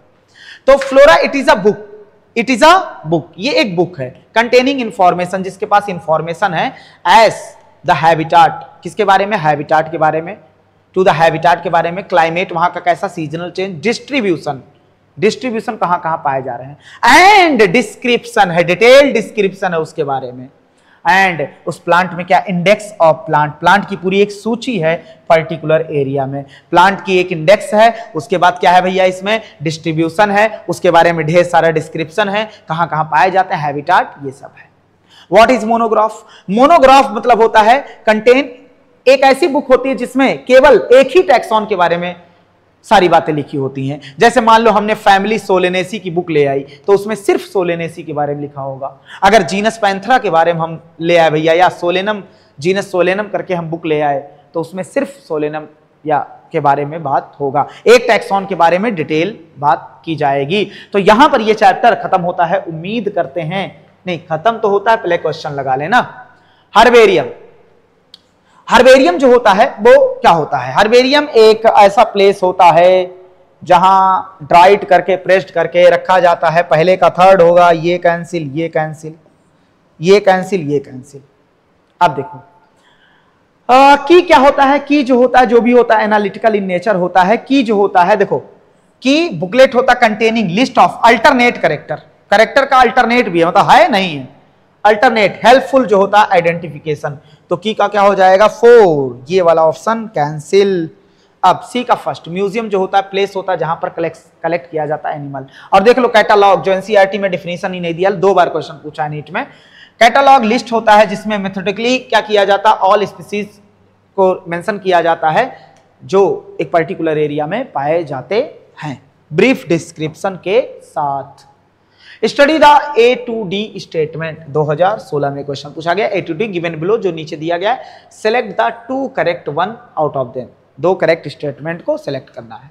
Definition of biological species given by Ernest Mayr द्वारा डिफिनीशन दिया गया बायोलॉजिकल स्पीसीज का, याद रख लेना, सही है। अभी पढ़ा, photo period does not effect reproduction in plant, plant क्या फोटो पीरियड नहीं, अगर फोटो पीरियड इफेक्ट करता, असर डालता है रिप्रोडक्शन पे, यहां डज नॉट लिखा है, गलत हो गया। Binomial nomenclature system given by R H. Whittaker, ना कैरोलस लिनियस। तो पहला स्टेटमेंट सही था, यहां नहीं है, ये स्टेटमेंट काट दो, यहां नहीं है, करेक्ट ढूंढना है ना हमें, ये काट दो, बचा 2, A and D, A and B, B वाला तो होगा नहीं, गलत है, ए एंड सॉरी, ये बी वाला नहीं होगा, मतलब 4th स्टेटमेंट नहीं होगा, ए एंड डी वाला तीसरा स्टेटमेंट। यूनिसेलुलर में रिप्रोडक्शन सिनोनिमस है किसके साथ, ग्रोथ के साथ, सिनोनिम्स है, बात ही एक ही। इतनी बातें एकदम क्लियर है भैया, तो पूरा चैप्टर अच्छे से पढ़ेंगे, मस्त होके पढ़ेंगे। मिलते हैं अगले वीडियो में, बायोलॉजिकल क्लासिफिकेशन। Thank you.